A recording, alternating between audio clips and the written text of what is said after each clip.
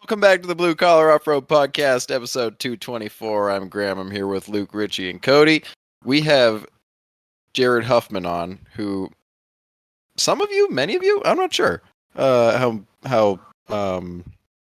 I've been seeing your name a whole bunch. I'll say that of HuffmansFab, and I've, at least from what I've been seeing, and we've talked a little bit before we started just now, but the big thing you've got going on now is axle housings.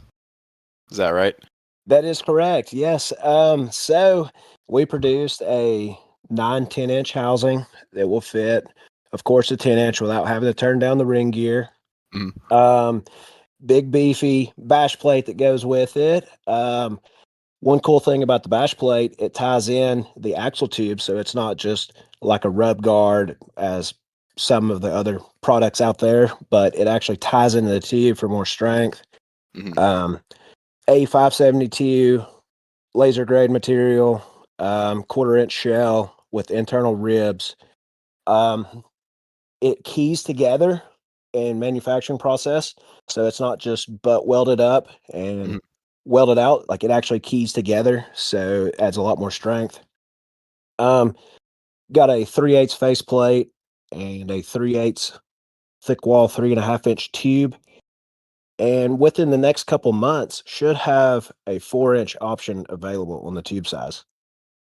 That's getting incredibly beefy on the tube size. Yeah. I'm still on the fence of rather do a 4-inch 3/8 wall, which I think is absolutely overkill. So it'd probably be a 4-inch quarter wall standard DOM tube. But and what now? Doesn't like tube get its strength from the outer diameter predominantly? So with a 4-inch, it should be about the same strength as like a 3.5 3/8 wall as far as its resistance to denting, if I remember correctly. Correct. When you go down that rabbit hole of like the metallurging and all this, yes, it equals out about the same. Same way as, like, say if you have a 4-inch dry shaft, it's a lot harder to dent rather than a 2-inch dry shaft if it's the same wall thickness. It just adds density to it. Yeah, when I ordered from Tom Woods, they were incredibly insistent with what I was running, that it was a 3.5 187 wall minimum. Yes, minimum. Speaking of dry shafts, within the end of the summer, I should have my own line of drive shafts, and they will be a heavy duty, which will be 188 wall, or a extreme duty 250 wall using all genuine Spicer parts as well. So y'all be on the look for that. Yeah, having fucking axle tubing for drive shafts now. I might be calling you up. Yeah, put me down for a 1350 double card in front. I'll get you the length. Perfect.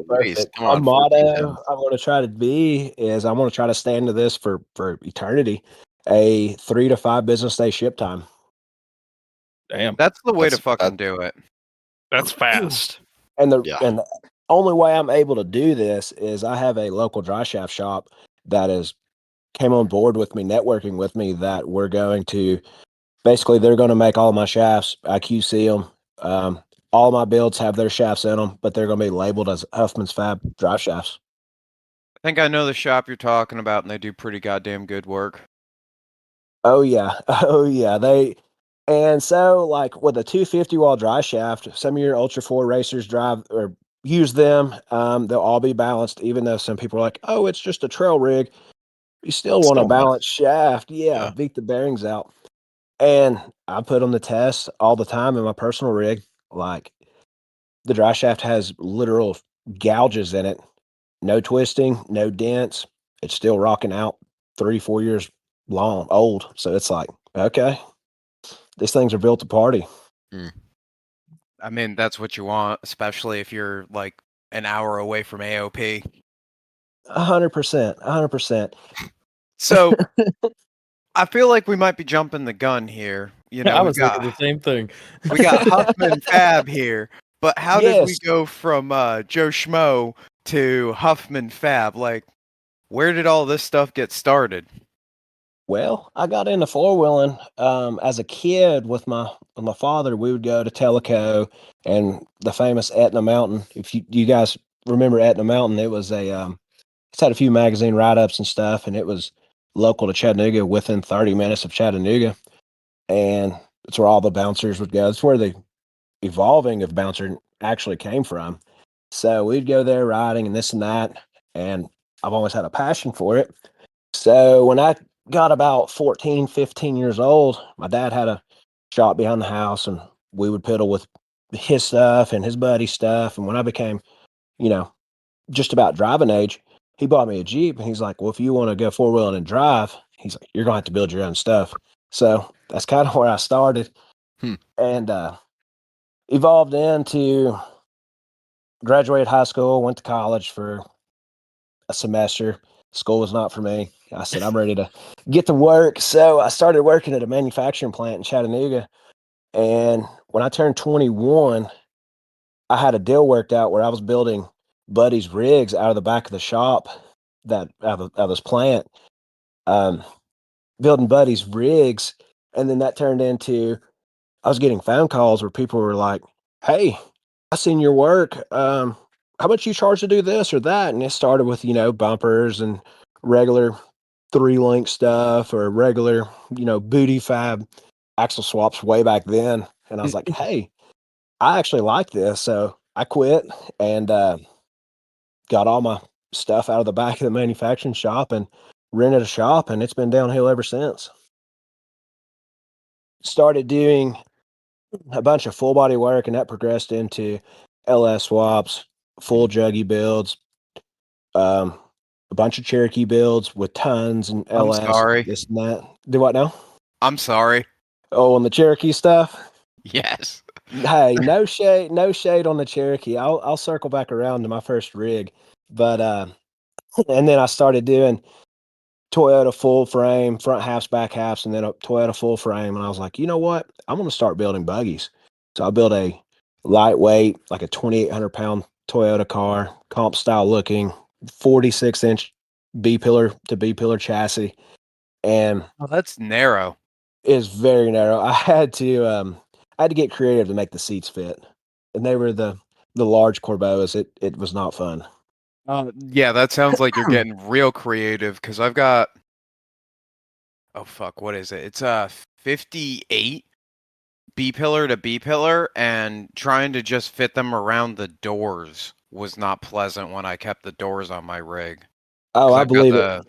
I got the Fat Boy Corbeau fucking whatever they were selling like 7 years ago, 8 years ago. Yeah, and that's what these were. So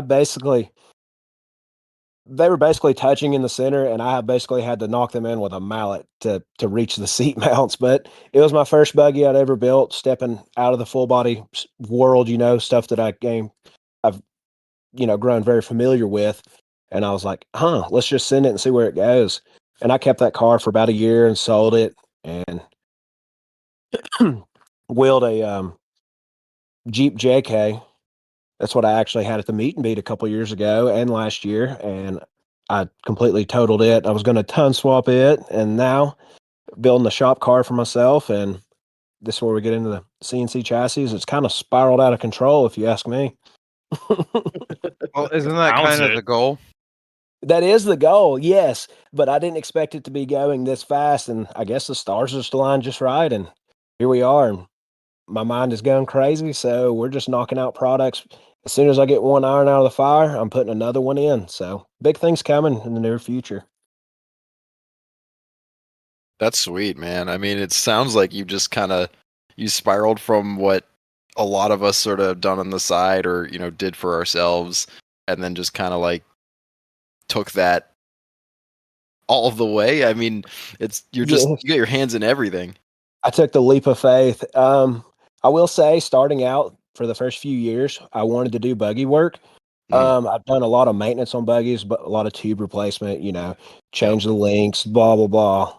But I wanted to get my skills down, so I didn't build what I like to call a booty fab buggy and be like, well, who's this guy? So I wanted to get my skills down pat before I jumped into the scene of chassis, and here we are now. So yeah, I do want to. Sorry, go ahead, Luke. I will say, what you've gotten built looks really sweet. I like the lines on it, and that's really hard to get right because when you go and you first draw something up on the computer, it can look one very specific way, and you think that it's going to look awesome, and then it gets built, and it doesn't end up looking how you thought it was originally going to. And Yes. yeah, So, man, funny story about that. So, when I started this CNC car, I made a contact quite a few years ago that was like, "Hey, if you ever get into wanting to do CNC work with tube stuff, give me a shout." And I had forgot about this guy, this and that, and I drew up my own chassis in Bentech. I started putting it together, and no, I literally just pulled it outside, scrapped that amount of tube that I had going. It was not going to work. I said, "No, let's go back to what I know." So I call him up. I said, "Hey, do you have a way to scan a chassis?" He's like, "What do you mean, like 3D scan?" I was like, "Yes, sir." He's like, "Absolutely." He said, "Are you ready?" I said, "No, not yet." And I told him about me drawing my own chassis, and it looked great on the computer. Looked great on paper. No, it was not great in person. So scrapped that idea and went and got a bunch more tubing and started freehanding. That's what I know coming from the full body world, just straight up freestyle. So I was like, okay, I built part of a chassis. I didn't like the front, so I cut it off. Built because I knew going into this now, getting it scanned, I wasn't going to use this chassis. It was strictly the prototype car. Yep. So cut the front off, redid it, got it nailed down. I was like, okay, I really like that. Did the back, didn't even have a roof on this thing yet. Did the back. I tagged some axles under the front and back. And this is all within like a 3-week span. I was cooking on it.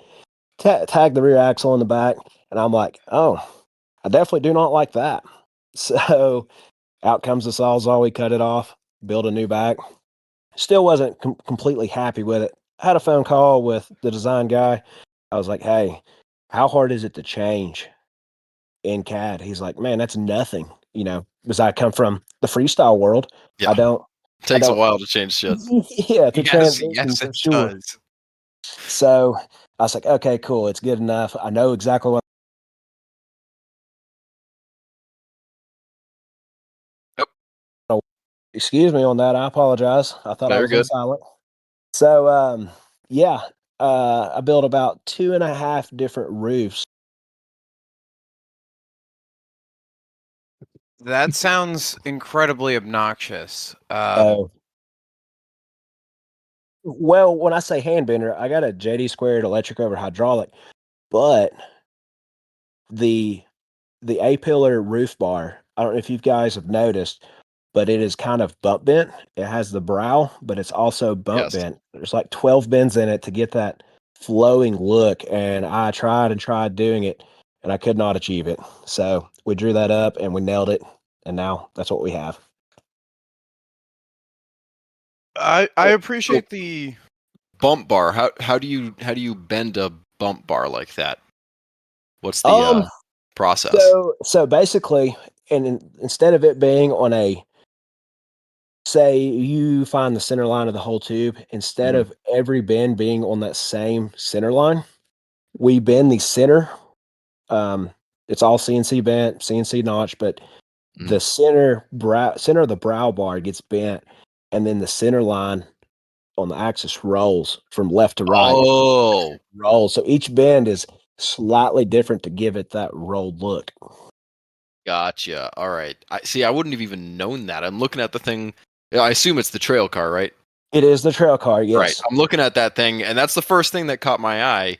But I didn't think anything of that. I didn't think about the process that it takes to make a tube like that. I was just like, oh, okay, it's like rolled and then like bent in the middle, Yeah, right? But no, so that's crazy. Right. So I have a swag roll bender and I've used it quite often. So when I was trying to achieve that, I had this vision in my mind. So I went ahead and put the center bend for the intrusion bars where they meet in the center of the car. And I put a couple bends on each end, left and right, to kick it back to the A-pillar, like the roof line. And I tried rolling it. And man, it did not turn out like I wanted. Straight to the scrap pile. Yeah. So I called my design guy up. I was like, hey, I'm not proficient in CAD or Solid Edge or any of that. I was like, can you help me on this? He's like, yeah. So numerous meetings in the shop with the computer out, many late nights. We finally got the whole car dialed in, and I'm super proud of it, to be honest. It looks amazing. Well, thank you. Do you have any plans for changes moving forward, like maybe pushing the nose out a little bit to fit a front radiator in there, or are you going to keep it with the rear mount radiator set up on the long term? And that's just me asking out of curiosity. Right. That's a very good question. So, as a rear mount radiator in it, because I have a hog of an LS being built, I have a 440 LS being built. I'm supposed to Oh, pick it good up this Lord. week from the machine shop and assemble it. So, we're gonna see what we can't break with it. But I wanted one of the biggest radiators I could fit, and I'll have an inline pump as well, trying to keep that thing cool because that's going to be a chore. But with that being said, you can put a mass crate motor or even a GM Performance crate motor or even a home built, 5.3 or 4.8 or whatever combination you want. Oh, yeah. And you can We're fit we're budget balling over here. Got to Hey, keep in mind, everyone has a Cherokee here. I understand that completely. I take offense. I understand that Oh, completely. shut up, Richie. He's got a Comanche. Oh, like that's any different. Just half a Oh. Cherokee. Speaking of a Comanche, that's my favorite vehicle ever made. But we'll circle back around to that. So back to the radiator. I've always wanted a car with the winch behind the grill, and Fair enough. I'm in the process of having a JL grill and hood that I've already made and mocked up. It's at the fiberglass shop to get molds made. But I've always wanted a winch behind the grill, so when you look at the front of the car, all you see is the fair lead, and that's the reason the radiator got pushed to the back. And I'm putting my battery up front, my accumulator up front, all the steering stuff up front. But you, with a winch, building a bumper off the chassis, off the front, you can put a very good sized radiator in the front of that car, and it will fit how it is. Okay. I was just curious about that because, like, I don't have any intentions on saying I'm going to build anything anytime soon, but I really like the way the chassis looks. And that Well- was just a point of curiosity because I know me, if I'm going to do anything, it's going to end up with most likely a 4.8 or a 5.3 to some manual because I'm stupid like that with a radiator in front of it. Hey, I dig that. And that's a very good question you guys had because, man, I can't tell you how many times people have asked, can I put a radiator in the front? Well, absolutely. And like I say, the sole reason is because I'm just putting a hog of a motor in it and I'm trying everything to keep that thing cool. But yes, I wanted a radiator in the front. I designed it so a radiator would fit. The only con is your winch will have to be put on a bumper for, say, in the front. So big things. Your I assume it's like the 3-slot grill thing in one of the pictures here. I see it. Yes. It's a slick looking front. Well, thank you. That You got right like there, it's like I mean, how far is that from? It's like barely in front of the axle skid you've got with the yes. So the front hydraulic. of the chassis, Yeah. I set that car up with 3-foot links, front and rear. Coming from the full body world, I like running 3-foot links. It keeps the car planted. I figured out a suspension geometry that I want to stick with that works very well. That will give the car forward bite. So with 3-foot links, I set the axles up as I was designing the chassis, and I wanted the front to come to the front of the front axle, like as in the hydraulic ram mount. Yep. That's So that literally way- what it does. It's perfectly in line. Yes. So I tried my damnedest to make that work. And if somebody were to get a wild hair, and order this in a 2-inch car and want to race it, it'd still be legal if they put a front bumper on it past the tire. But I wanted it where it didn't look like a rock bouncer and the axle not be sticking 2 foot past the chassis. Yeah. Yeah, I get that. It's got a cool vibe of like race car meets trail car, and I appreciate Yes. that. I was trying hard on that. I wanted, say, like the A-pillar, the A-pillar roof bar kind of Mhm. gives it some southern flair, but then the long ABC gives it some race car squareness to it. Yep. That's one thing we were trying to achieve on. Basically, just a nice trail car. I love that old school race car look though. So like, Hey, I'm right there man, with you. just It that does. like You really do have a little of both. I mean, there's a lot of straight lines in the car, but then you have in the front end and like in certain spots, you definitely have some of the southern rock bouncer kind of vibe going as well. I can see that. Yep.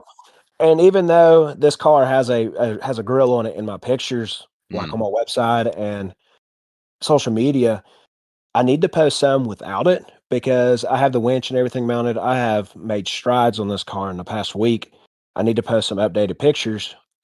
It is not a bad looking car without a molded front clip. You could throw an aluminum paneled hood on it that comes off quick, and you don't even have to run a grill, and it's still, in my opinion, I'm kind of biased, but it's still a good looking front clip. you got me thinking too, because you could modify that the bent down front bar, put a straight bar in there, and then you could probably slap a Cherokee grill and a Cherokee hood God, on he's it still for the trying to put his absolute Cherokee mean. grill on shit. Oh hell yeah, I'm gonna try and put a Cherokee grill on anything I'm gonna do. I'm not very smart. Hey, I dig it. Man, I tell you guys what, if it wasn't for a Cherokee or a Comanche, I would not be even in the four-wheel drive scene. The Comanche, I just love that vehicle. That's honestly my favorite vehicle. And that was actually my first four-wheel drive vehicle that I completely raisined. So I was just some young kid with a dream. So I threw a high pinion 44 Ford front Sorry. axle in it and a 9-inch and put 38-inch TSLs on it. And this thing was slick. So we went to Golden Mountain Off-Road Park in Sparta, Tennessee. Have you guys made it there yet? No. It's on the to-do list It very should be Luke's lived shortly. in Tennessee for how many years, and he hasn't visited like half of the off-road parks there. I just keep going back to AOP. I'm sorry. It'd be like that. Well, in his defense, the park just opened back up Oh, okay, it was last closed. year. Yeah, so it was open for quite some time, and then it closed, if I'm not mistaken, for about 5-6 years. So, in my opinion, that's my favorite park. Um, not even just because it's close, because I've been to a lot of places, and it's just gnarly. Like I wouldn't even compare AOP to it, to be honest. It's up There you there on the list of parks to go to. JoJo will not stop bothering me to go to Mayhem, so I'm going to Mayhem this year. I'm going to GMP this year, Leatherwood, Harlan. Like I'm trying to hit all the big name parks that are within the 4-hour driving distance, and I might still be making a trip up to F&F. I'm still just trying to figure out the logistics on that, plus our trip to The Roush. logistics are just pick a weekend and let's go. Hey, Or I'd be week or down for whatever. some of those rides. I'm will say- excited to go try out Leatherwood. That place looks like it's going to be a riot, and it's right in between where Nick, the little red XJ that could or whatever his username is moving to and whatnot. So Oh, he's a so he great is dude. making the move there. Yeah, he's fully Kentucky, yeah. committed. Okay, cool. So yeah, I've been in a group chat with him for quite some time, and actually met him at the PRI show this past December. Super cool guy. I wouldn't quite go that far, Well, but from what I've met, he was pretty cool. All right. He's Nah, he's Nick's he's, great. he's Nick's taller than I expected. He's smart. He's a smart kid. But He knows his shit. I worked on a person's Jeep just last week that completely destroyed a ring and pinion at Leatherwood, and I'd never been there. And they were like, "You have to go. It's a must." So I'm curious to see what that park's all about. yeah, that's where I'm at with it. So we do the Web Wheelers Ball trail ride thing every year, and most of the time we go to Roush because Roush has generally been really fucking awesome to deal with. They've got like relatively good trails for a wide variety. We're not trying to like cater. They don't to tell us just- to not come back. You know, Well, it's hey, pretty that's good. always a That plus. is That's always a crucial. plus. I wasn't going there, but yeah, I was tooting Roush's horn, not gonna talk shit. But you know, hey, Dude, I'll more power never to mind. you. Fuck GER. Yeah, dude. fucking gets So what mad is? at. Sorry. What is the Web Wheelers about? I've Um, heard it. So, like, back in the day, there was this XJ group, Nextra, up in New England, the North Atlantic chapter, and there was this guy whose name was Chris Ball. For his birthday, they went to Roush a couple of times, and he got out of wheeling, whatever, but we were going to meet up with Curtis Barons, so we just decided that, fuck it, we're going to bring the Web Wheelers ball back on that weekend. And slowly it just kind of has spiraled. The podcast kind of accidentally took it over. It wasn't originally our thing.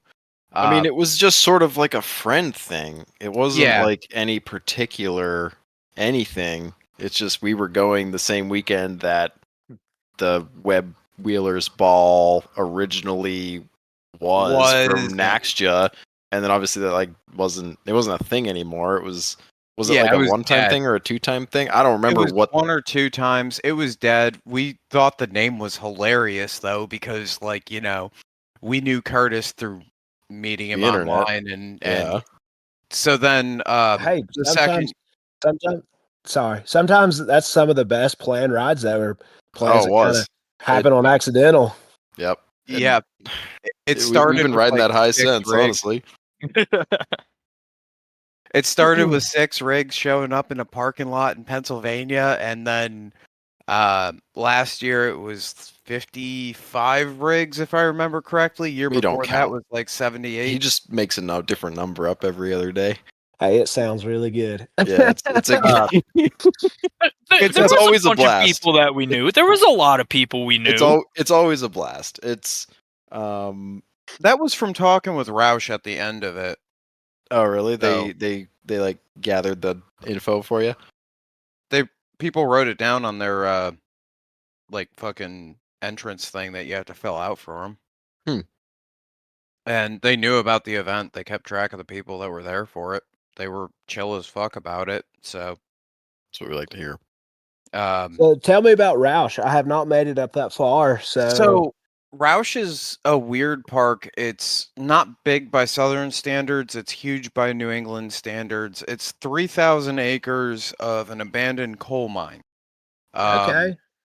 So if it's dry, you have hero traction everywhere, and it's just lots of big slab rocks dropped all over the place from the mining and from the way that the trails naturally are there.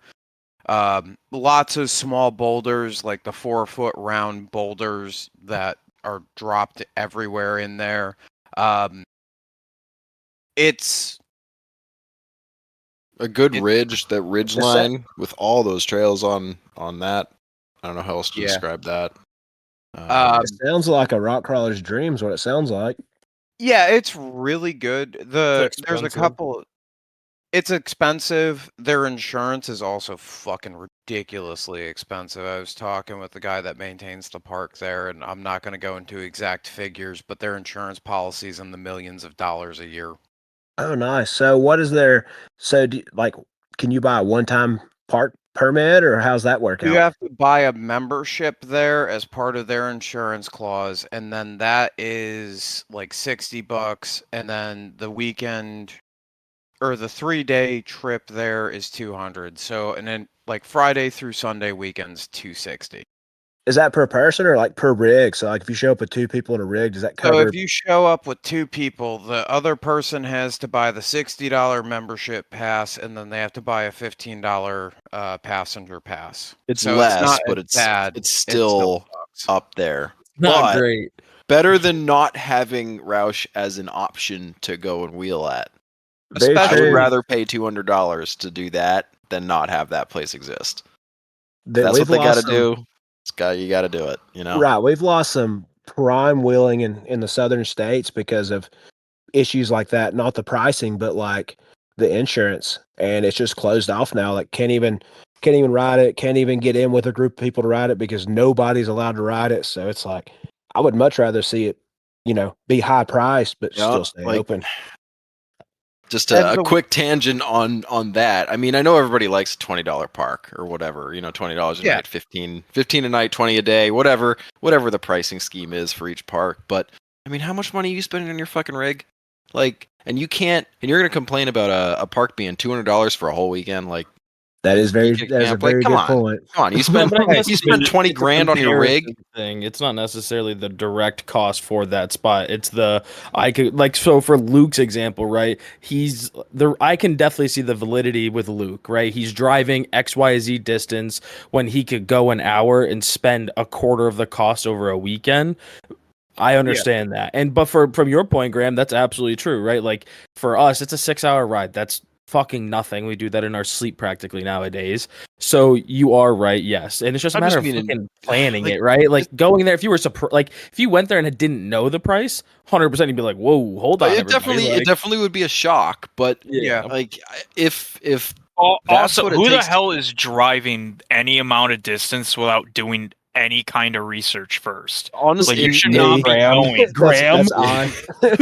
honestly, Graham, shut the fuck up, because you shouldn't be driving anywhere to an event and not know what kind of cost we'll to just pay expect. any cost. You could tell me it's 300. I'll probably still pay it. Here's a- credit card.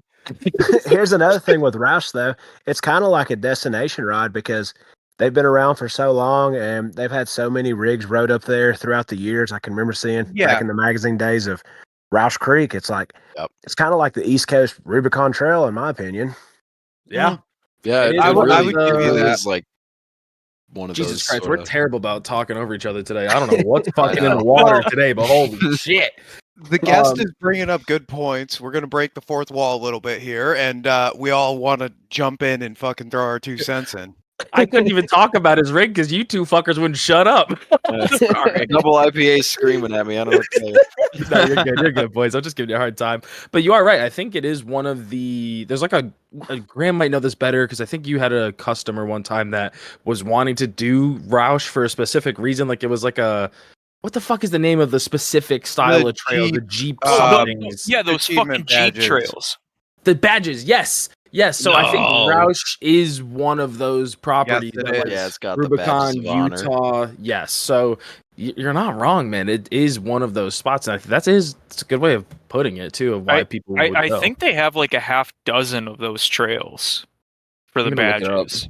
I don't I mean, know if there's they have a half dozen, but I know that they've got quite a few of them. And the other point that I'll just throw out there about Roush that's cool is it's a breath of fresh air from being from New England. It's one of the few parks that you can go to that is not a full day plus drive. Like AOP is what, Graham, 18 hours from where you live? Yes. Yeah, it's a day. Oh my gosh. It's like It's a rip. 14. It's Yeah, like I- 14 from my house. So I am for being spoiled. sorry, go ahead. Oh, I'm sorry. I am spoiled because like AOP is an hour and 40 minutes cruising from that shop, or Windrock is literally 1 hour, and you guys are driving that far to come Southern Will. It's like, wow, I never really thought about it that way. Yeah. Well, I mean, we Yeah. do have plenty to do in New England. Things sort of quiet down in the winter because we get, Snowed it's in. really just it's the mud and the snow and everything else property dependent. You can do some snow wheeling here for sure, but for the most part, we're not trying to just slip and slide around on green trails, which is what you do when it's snowing. Right.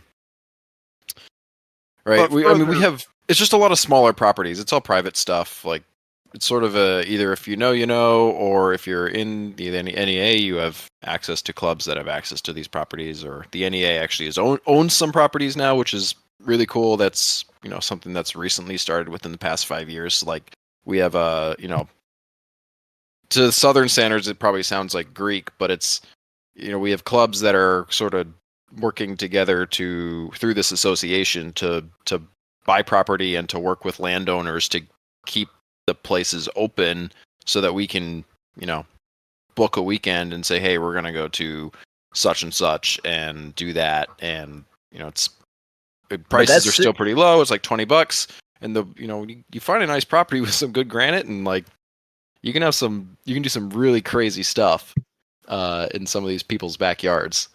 Well, I mean, Yeah, that's and super cool too, because if those places continue just to die out, fizzle out, not able to ride, Yep. well, eventually the sport's just going to go away, especially up Yeah. up I in mean, y'all's area. you'll Yeah. end up seeing more of what we've got going on in New England because it's. I mean, we are a very blue part of the country.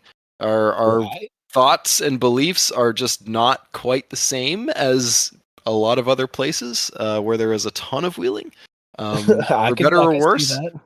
And it's that's just it's a if struggle to keep it open and keep it going. it becomes a lot more not. There's just more logistics involved to make it work, and I think it's a good example for places that might be having trouble keeping properties open or anything like that. I mean, right? Because you do see it. You see stuff disappearing, and sometimes like Golden Mountain came back, but It did, Golden and I Look was at what was happening with Alabama, where Yeah. they were they're getting trying to go after it for conservation grounds. yeah. they I are mean, it's like still yes, they're still trying. So Indian Mountain, they don't really, to my understanding, I haven't been there. It's a fairly new park, to my understanding. Um, it's more of a side by side park, but they're working on opening up Jeep and buggy trails. But the local government is completely crashing down on them, getting the state involved, trying to just wipe them out before they can even get going. And you that's got to have just people to play the game. If you don't, then you're never going to get anywhere. I know a Unfortunately, senator. I could talk with him. I mean, I'm not one of those people. I couldn't like that stuff for a lot of us. It's such a frustrating thing to have to deal with. But you really do like just somebody's got to play the game. Otherwise, it just looks horrible. On paper, if you just wrote this down and gave it to like a random person who knows nothing about rock crawling or like any of that stuff, they're probably going to be or cars. Like if they're not a car person, it just looks horrible. But I mean, if Oh you actually yeah. dig into it, and it's like, well, we maintain it, and yeah, we make trails and we drive around on them and do whatever and all this stuff. But at the same time, if somebody's not doing that and they're just you could give it to a million other places and they'd probably do a shittier job of maintaining it. We Well, want these properties to like and thrive to like an extent. So another little side tangent to that kind of always has irked me is it's like, why are you going after the place where, Monday through Friday on the average week, right? I'm not talking about if AOP is throwing a special event. That park's basically a nature preserve when there's no one wheeling it. It's just naturally left on its own. And I'm willing to bet you that if you were to map out the actual, like, driven on portion of AOP, it would probably be somewhere in the 30% range compared to the actual landmass that's sitting there. I would agree to that. And there's also a bunch of trails at AOP that really don't get ran much. Like you have your main, I would say 10 trails that get ran at AOP, Uh, and a bunch of them just sit dormant until, 3 or 4 weekends out of the year. People's like, "Oh, we're going to go run this trail." They just sit there. so yeah, I was talking with Jake Stidwell yesterday about that, and we were just, shooting the shit because we're like, what, 2.5 weeks away from the meet and beat? Roughly. So we were talking about it, and we're like, yeah, everyone just ends up going and running 41, George Winters, and a couple of the other ones like Cream Pie. And Granny Templeton. Yeah, and then those are the only ones that get ran. And we're like, yeah, fuck it. You know what? First 2 days, we're going to go and ride the 50s. We're going to go just explore that side of the park and all of the blacks on that side of the park because, like, I've not really gone exploring on them other than going down them a couple of times because I made directional errors at night. So, like, I want to know more about what the park actually looks like than just the same 4 trails every time that I go there. If I'm going to be there from Thursday morning till Sunday morning, I might as well just go exploring, right? And if you've never explored on the left side of AOP, you're missing half the park, in my opinion. Like there is so much to offer over there that just gets forgotten about or doesn't get ran. Which, if it's wet or if it's been raining, it's almost terrible to go to the left side of the park to the 50s But if it's mediocre, dry, or very dry, you definitely need to check it out. It's worth crawling around on. Exactly. And like, if I'm going to be at an event for a couple of days and I'm going to be at a park where I've ran the quote unquote signature trails, what's the point on going and running the signature trails over again? Very true, especially with you guys driving as far as you guys are driving. Well, I'm lucky. I'm only an hour and a half away. And I think out of this whole group, Richie's coming down to ride with me, so he'll be passenger princess. I believe Graham is officially out and Cody's been out the whole time. Yeah, at this point I'm out, unfortunately. I just have other obligations with my shit and other people's rigs and just trying to get shit sorted for the beginning of the season. Yeah. It's like me. I'm trying very hard to get this shop car done to reveal it there. I'm not even like, this isn't even my rig. Like I gotta get the tow rig done. I've had that down for 6 months. It started as a transmission swap that turned into we need 4 pans rebuild and like an engine bay refresh pretty much. So it just sort of spiraled. Really badly. The second gen owners are not coming up on top at the moment. We've both been fucking struggle busting. And on top of that, like I could probably slam the fucking truck together, or I could just ride with Richie. I could take my RV or whatever, but that would leave. I like committed to doing a cage for a friend of ours on his Bronco, so I gotta help him with that as soon as I'm done with my truck. Just give him the keys to the shop. That doesn't help him bend tube into a cage. You have a tube bender. I do, but he doesn't. Yeah, so give him He's never used access a to tube the bender. shop. No, it's not hard. No, there's a very yes. And the tube. I need to be there. Busting. Yeah, no, and to design this thing so it actually like is okay from my perspective. I mean, I think it'll be a nice cage when we're done. But yeah, so I got to do that. And it bit me last year because last year I kind of slammed all my shit together. Went down to the meet and beat, and my rig came off the trailer, and it never made it onto. It made it onto the trails for like an hour.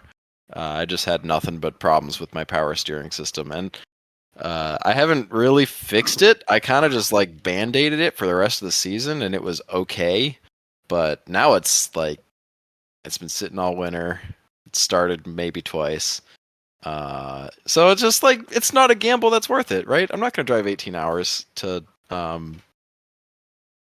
have a rig that doesn't work. Or I get that. I get that. Totally. And just with all the work that I've got to do, people have already offered me seats, and I appreciate all of them. And there are people's rigs there that I would love to see because everybody's been working on their shit. And the meet and beat for me for the past 3 years has always been an awesome way to like just kick everything off and then see everybody's shit.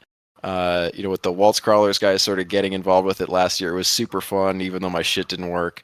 And then, all the years prior, I never see like the Southern guys other than that trip because they don't mosey on up north because they got all that great wheeling down there. So they're little bitches. It's hard to venture out when you've got awesome shit. Yeah, multiple parks. There's like 6 within. There's probably honestly 10 parks within 4 hours for me. So especially with Alabama. Yes, Hawk Pride and Chocolaco, just to name 2 of those parks. Yeah, so, it's been tough, but I think it's gonna be worth it because I've got to do. If I can get all my shit squared away and actually like take a minute to actually look at the Jeep and unfuck it, then it just needs love. Like, no offense, but it's just the maintenance bullshit. Like fixing that. I want to do more than maintenance on it. So it's like there's a lot. Graham, it doesn't have to be right. It's just got to be running. It's running. It's running. I don't know. It's not right, but it is running. I want to expand past that if I can. I'm not saying I will be able to, but it would be nice if in June I could take a minute and just like cut it in half or something. Under it. Yeah, no, we won't go that far. Whoa, Jordan almost sold you on it. Come on, man. He did. Don't let Jordan down. He did, and then he sold his rig, which makes me not think it's that that good of a Wait, or he's did he trying to sell the actually? rig. Oh, I I don't was know if gonna he say. actually did, but he posted for sale. You We'll know, have to get with them at some fucking point in time. and he's got ask some them what interesting the stuff going fuck on. are I they don't know. doing. I don't know if if he's like fully committed or the situation, but I think he'd be fun to have on in a little bit. I will say that based on a conversation I had with him. I agree. You guys gonna make it to the? Well, maybe not the guys 18 hours away. Anybody gonna make it to the Smoky Mountain Jeep invasion? It depends on what weekend that's on. I work every other weekend. So if not, I'm going to be there. If I'm working, I'm not going to be there. I don't see that one being worth the vacation time. Meet and I beat, understand that yeah. completely. I understand that completely. Only reason I ask because you guys are more than welcome to swing by the booth and say hello. We're gonna have a booth set up, have some new product. Well, it's basically a new add-on product. Gonna have a JK bolt-in set of axles that go to our fab axles. I'm pretty excited about all that. So what you're saying is Fab 9s that bolt into a JKJL setup? Yeah, so if you have a JK or JL and you and your buddies want to slap some fab axles under your rig, they will direct bolt in. So this is one of those random, like, really hopeful points for the sport going forward, because even though I'm sure that they're going to cost a pretty penny, there's a lot of time and effort going into it. It's actually nice to see shit like that starting to roll out, because now you're not as reliant on what Ford is going to do in the future, and the guys that want to get something quality off the rip can go and do that. I don't think you're going to see the same volume from XJ owners, but I imagine that JKJL and all of those people Well, are more willing XJs to are a spend the moot money. point because the unibodies just kind of wiggle around and then nothing lines up right. Oh. You sold me a set of bolt-in axles, remember? Those didn't bolt in. I had to cut all the brackets off. But I'm yeah, not the gonna argue that.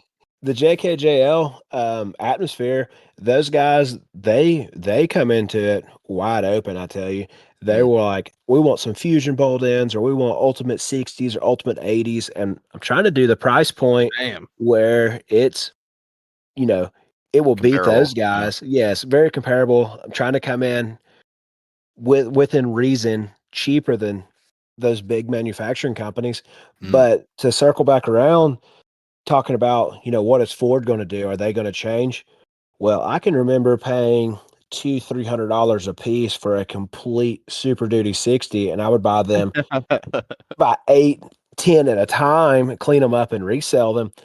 And now if you find one for $600-700 around my area, you better, if you're in the market Dude, for one, you better go get it. it's fucking wild. I work in a big manufacturing plant. There's a couple of dudes that are into Jeeps. I'm going to be making a trip up to fucking Ohio at this rate to go and buy people a set of 60, Yeah, come up north. 10.5. We have axles Uh, or axles and everything else you can need because the trucks are rotted. Yeah, the trucks What's fall that? off before the axles do. But I've already got someone asking to pick up 5 sets of axles for their friend group, and I'm like, okay, I'm bored with that, but you're gonna have to pay me to load 5 sets of fucking axles. God damn. That's a big payload right there. The boys need 1-ton swaps. Dude, but it ends up like I'm It'd be asking worthwhile though. I mean, there's I'm asking still 1,000 a set. Like, Yeah, and that's that's not bad. still cheaper than you can buy them for down here by a lot. However, Yeah, that that's also fucked. includes me paying fucking 600 a set and then splitting the fuel cost. 600. Yeah. From Drive Ohio up to 600? Connecticut. Fuck that, dude. By the time that you add my fuel together and my fucking time, I'm driving 4.5 hours. The to go and liberals have spend no value in Super Duty 60s. They want nothing to do with them. They might as well rot into the ground. They'll just give them away. I'm aware, but my time has to fucking factor in here, right? Because 12.5, 13 hours to make it back to That's an Connecticut. extra If I've 4. got No, it's not. I can make it to Bronco-ish's place in 4 hours if I run flat-footed. If I want to actually like try and pretend to give a fuck about mileage and milk 25 out of the truck with a trailer behind it, well, then it's 4.5. Whoop-de-fucking-do. I'd rather go to Ohio and fucking save my goddamn time. Dang. Also, fuck them. I'm not paying for the axles. They're paying me before I leave. Yeah, well, you tell them you're going to Ohio, and then you go to Connecticut, and you get them for a quarter the cost. You're talking about an extra fucking 16 hours of drive time in there, boss. Oh, you don't care. Just have another Monster or Red Bull or whatever your drink of choice is. And Graham, Ohio's a day trip for Luke. Connecticut is like a 2-day talking about? Trip. Yeah, 18 hours is 1 day. It's a day trip. Oh my God! Not everyone is a freakish monster like you sick fuck. I'm not doing 36 hours in a second, Jen. No, just sleep at Richie's house. Get 8 hours at Richie's, and then scoot on back. There you go. Good to go. All right, fine. But if I'm going to do that, I'm bringing a fucking gooseneck and grabbing 20 sets, so it's actually worth my fucking time. All right, well, then you might as well just start a hotshot trucking company. So, I don't know. This is a slippery slope. Yeah, now you can understand how I'm just going to Ohio. Grab all the 14 bolts while you're up there as well, if there's any of those left. There's tons of Chevys. There's tons of rotted Chevys. So, I can believe are it. you fucking with the 14 bolts at all, or are you sticking mainly with the 9s? So, yes, I have built quite a few steer 14 bolts. I will do that if somebody calls me up and is like, hey, I am dead set on a 14 bolt steer axle. I will definitely do it. But the reason I'm trying to push the 9-10 inch stuff, because you can put a 10-inch center section in your fab axle, and the strength is not comparable to a 14 bolt, in my opinion. So it's like by the time you pay somebody or pay us to build you a steering 14 bolt, put a locker or a spool, shafts, ring and pinion, outers, shafts, the whole 9 yards, you're playing with 10-inch fab axle money with Super Duty outers. And that's what I'm going to be pushing on all my fab axles. If you need a pair of steer axles and you're not doing portals, I'm pushing American Iron inner and outer knuckles. Got set up with those guys. Networking you also with work them. with Urban, right? Yes. So actually, me and Joey Urban with Urban 3D, we network together quite often on a lot of things. And we went to American Iron. Was like, hey, what can we do here? So we got hooked up with them, being a direct dealer with their product, and I'm thoroughly impressed. Their inner knuckles are super beef compared to like a stock Super Duty nice. knuckle. Yeah, they're beef. Talking about it somewhere, and it's like with the extra rib. Listening, like there's an extra rib on the actual C that goes in towards the tube, and it's already a beefy knuckle, and they basically just made it stronger. Much stronger. And then like their outer knuckle, they put it on a diagram where they put 25,000 pounds of push strength of where the double shear steering mount is on their outer knuckle. It's all casted chromoly together, and they put 25,000 pounds on it, and the entire rod end was way past the strength, I would say, because it was red in the graph, and the knuckle had a little bit of blue in it. And I was like, that is impressive. And that was a 7/8 time, which I know it's not 1.25 inches, but 7/8. If you need 1.25 inches for your steering, you got a problem. Literally, no. So I forget what I even have in my front axle. I think it's 7/8, but yeah, it is. It definitely is. Or it's tie rod end, right? Oh no, you have a full hydro now. So I've got the Ghetto full hydro. And you know what's funnier is we're about to build even more Ghetto full hydro for David. So like we're about to hit peak Ghetto. Are you just skipping the Heims and just putting in like a 3/8 plate with some bolts? Just with a bearing, just let it roll. We're not going that far, but we're putting another Dana 30 is getting his full hydro. God. and it's probably going to be a track. Why? Why Right. would you? Why? I mean, I understand why Cody's doing it, but That's because I'm Simple- retarded. Simple explanation here is his unibody where the steering box has been crushed and then fucking pulled back out, plated over, and the entire thing's fucked up. So instead of trying to get their steering box, tapping everything and doing all that, it makes more sense to just go and, swap a orbital in place and forget about it.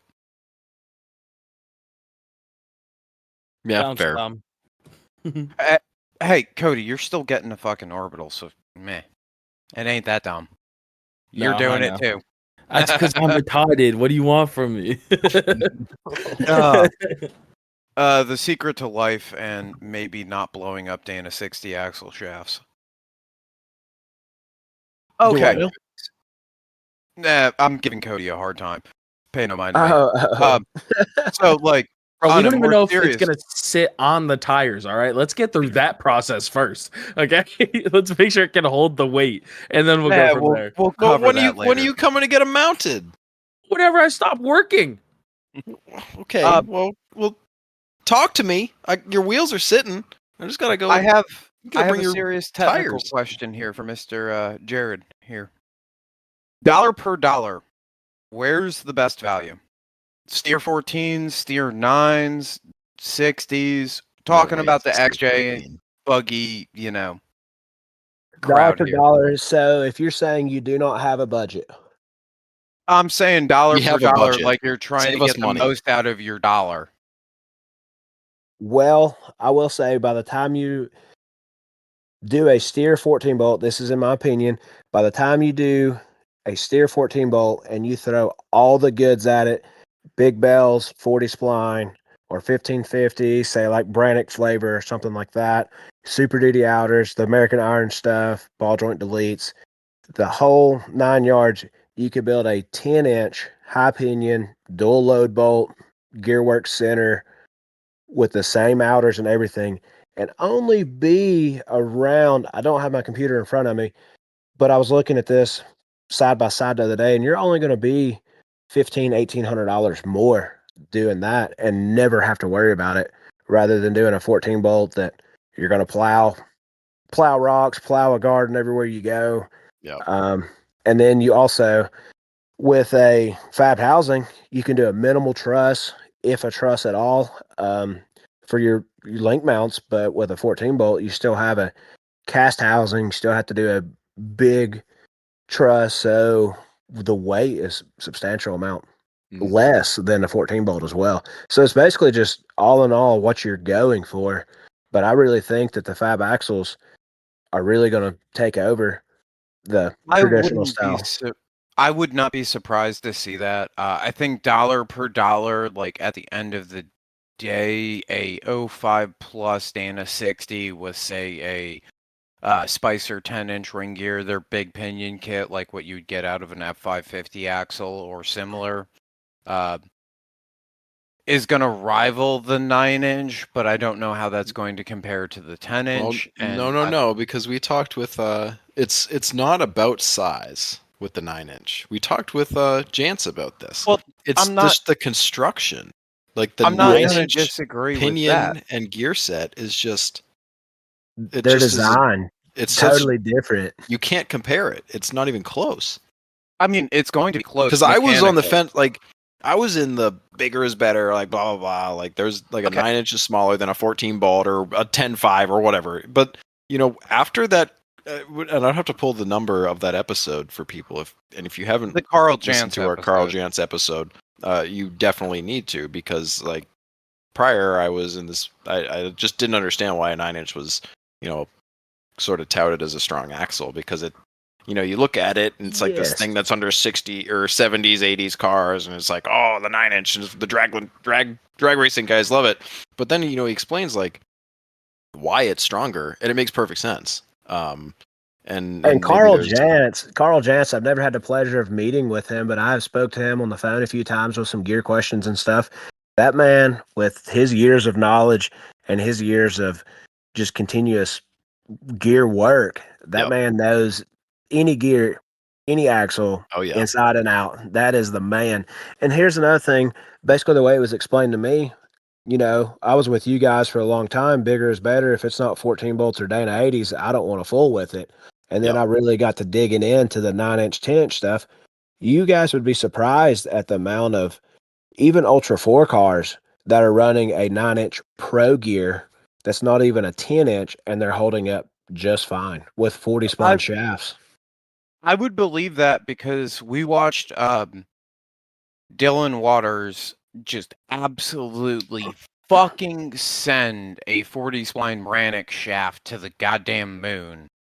Yes, and his center With a section 9. was a regular 9, small pinion, quick performance, like order it out of the magazine, pre-set up, like a mild drag car differential, like not even like the nicest of the nice gear set. Like, yes, it was a 9. I'm like, there's no way that's just a regular 9-inch. He said, I promise you. And I did not believe it until he sent me pictures of it, and sure enough, it was just a regular 9-inch. I was Yeah, like, just a that is run-of-the-mill. impressive. That is big impressive. No Yeah. load bolt, nothing. So the reason that I bring up the 05 Plus stuff and the 10-inch ring gear is just dollar per dollar. It is far cheaper, and I'm wondering about the strength differential between running like a big pinion F450, 550 with the 37 spline, because you end up with, due to the pinion growing in physical size, more tooth contact. So I'm not going to say that it's going to negate the extra bearing that the 9s have, because the 9s do in fact have that extra bearing. It is exponentially helpful.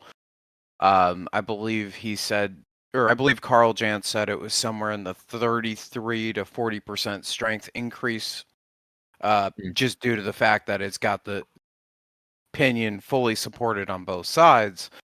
I just don't know where that falls into the gap between the normal rock crawlers that are running around with the Clapwagon XJ and the shitbox buggy versus the comp side of things. Right. Ultra 4. Personally, on my end, yes, if you already have a Super Duty axle and you want to throw the big parts at it, yes, are you going to gain a lot of strength? Absolutely. But I don't think, from my standpoint of looking from one side to the other side, comparing them side by side, I think that the 10-inch high pinion dual load bolt, but see, you don't really you can't put a load bolt unless you get creative and rig one in a Dana 60. And then again, if you have like a Gearworks dropout for a 10-inch, there's no deflection there. Those things are Oh, absolutely those things are fucking beefy. stout. And then you get in, when you build a Dana 60 to that point, you get into where the actual housing, the casted case, the third mirror, like the differential is that's where your deflection is gonna come from. So I mean, yes, is it stronger, but is it comparable to a 10-inch fab axle? I don't think so. I'm chuckling right now because I know the weak point in my front axle, and it's either going to be the pinion, the ring gear, or the 1310 front axle shaft, or drive shaft, I mean. Probably I got drive some shafts, honestly. I don't know. My experience in a similar configuration. I've got the COVID special gears though from Oh, you'll be Yukon fine. where they're delaminating. You'd say that, but there's Yeah, been run them till they chunks of blow ring up. gear. Fuck it. Yeah, that's where I'm at with That's it. where my rear's at. It's still alive. It hasn't moved. It was like set up wrong by the guy who I had do it because I was busy. Because I like did all my own gears, and then I just was like, I was too busy. I just started a new job or some bullshit. So I had this dude do it, and he did a shit job. And I like first drive, I was like, this is fucked. Like this isn't right. Bring it back. The pinion's not fucking seated. A bunch of other bullshit. It was like never set up correctly to begin with. I drove it like on the highway, just fucking killing this thing, and it's still holding together. Like I can't take the pinion off the yoke because the nut is basically fused to the threads because we had to take it on and off so many times because he fucked it up, and I was literally helping this dude like put this thing back together correctly, so I was satisfied with this, and it was like just destroying the threads. He wasn't using a new nut every time. We didn't have one. It was like we had like a night to put it back together, or I was like, I want this done. I want this fixed, and I don't want to have to deal with this. And it was, you're on the hook because you fucking did this. So it's just been fucked for years and years, and it's still good. Like, there's pitting in some of the gears. I beat the crap out of it. I've blown the Adams drive shafts to smithereens in the rear, and I've ripped the traction bar off, like slimming this axle. It doesn't care. The gear set is still holding on. Hey, it's probably because that nut, it hasn't backed off and blew the pinion Oh out no, yet. it can't. Yeah, it's one piece. Nice. It was torqued to spec and it can't move now. It's now torqued to yield. Yeah, And when it yields, it's gonna be bad. So something I wanted to go, and Cody, you might have opinions on this, but I wanted to talk about, like, with running HuffmansFab, right? What's the ethics behind doing business there? Like, as far as how do you go about making sure that the customer knows what they're getting into, and also, like, what they've gotten? From our end, like, we're a small business, but we've stepped away from basically sponsorships, other than we're kind of talking with Urban 3D about, promoting him because we like what he's doing, and then we have discount code with, like, a Crawler Off-Road, because we really, like, we see what they're doing, we appreciate what they're doing, they've been good to us, and everyone that we know that has gone through them has been happy. So, like, I'm just wondering how that goes up as you scale the business. So, sorry, my internet is not good. So you were cutting out. So you were talking about like a discount code? No, I was talking about, like, how. What is your discount code, sir? No. No, my phone was cutting out. I'm like, oh shoot. No, that was a No. long-winded way that he could do a lot better explaining again. Yeah. I'll let Cody fucking take the reshot at this. Pretty much the way he's saying is, like, right, you start off at the ground floor, you have your ethics of how you want to do things, and Luke was curious about how you stay true to yourself but also wanting to make money with the business. I got you. Well, that's kind of easy to be explained. I'm 100% upfront. Before I do anything, I send a quoted invoice over, whether we're doing custom work or axle builds or a chassis, completely thorough with what we're doing. So that way the customer isn't blindsided by anything. Treat them basically how I would want to be treated as a customer. Moving forward, I plan to stay in the shop. I have 2 full-time guys with me right now. As we expand and grow, I don't want to be the guy just talking on the phone, not being QC, this and that. I still want to be heavily involved. Just making sure things go smooth. And I don't want to get away from the values of where we came from, because I strive to get to where we're going. I was once, save all my money to pay somebody to do my stuff for me at one point, until I started doing everything on my own. So I kind of want to keep those values of, a small time shop, but be on the big scale one day. So, I appreciate that. Sorry, go ahead, Cody. No, I was just going to reiterate another portion of your question, which was, how do you prep a customer when they come in and they're like, I want to do this, I want to do this, I want to do this, and I have this much money? Like, how do you prep that customer to fully recognize what they're actually getting into, and how that idea of how much money they have is not even close to what they're actually going to get? Like, the ending part doesn't really check out, but go ahead. Sorry. Right. You're fine. Especially with the full body build, somebody who comes to me and they're like, I want an inside outside cage, I want bumpers, I want a front half, back half, I want it linked, I want gears, I want lockers, I want this, I want that, and to the nines. Oh, and throw a LS swap in there and a 400 turbo. Oh, and I want an Atlas, but I have 25 grand to spend. So that's then a 6-figure build.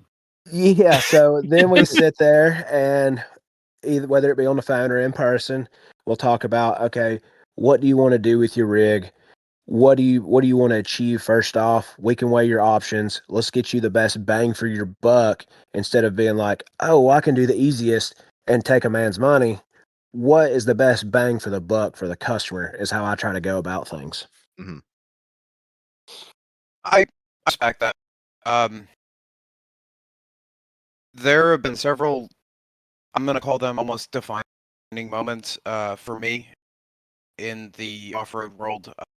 One of them is me getting Ducky back from HuffmansFab. At this point, I don't give a fuck. I've got a vendetta. So I don't know any of this backstory at all. hey, don't worry. You got fucked. We'll just That's leave the it. short of it. We'll leave it simple. Basically, long story short, I said to a guy that I have known for a very long time in New England, Dan McPherson Racing, DMR Off-Road, whatever username he is going by, that I want to have a street legal ZJ, and I want it to be interior, exterior cage. What's it going to cost me? Now, I've known this guy since since I was 9. Right.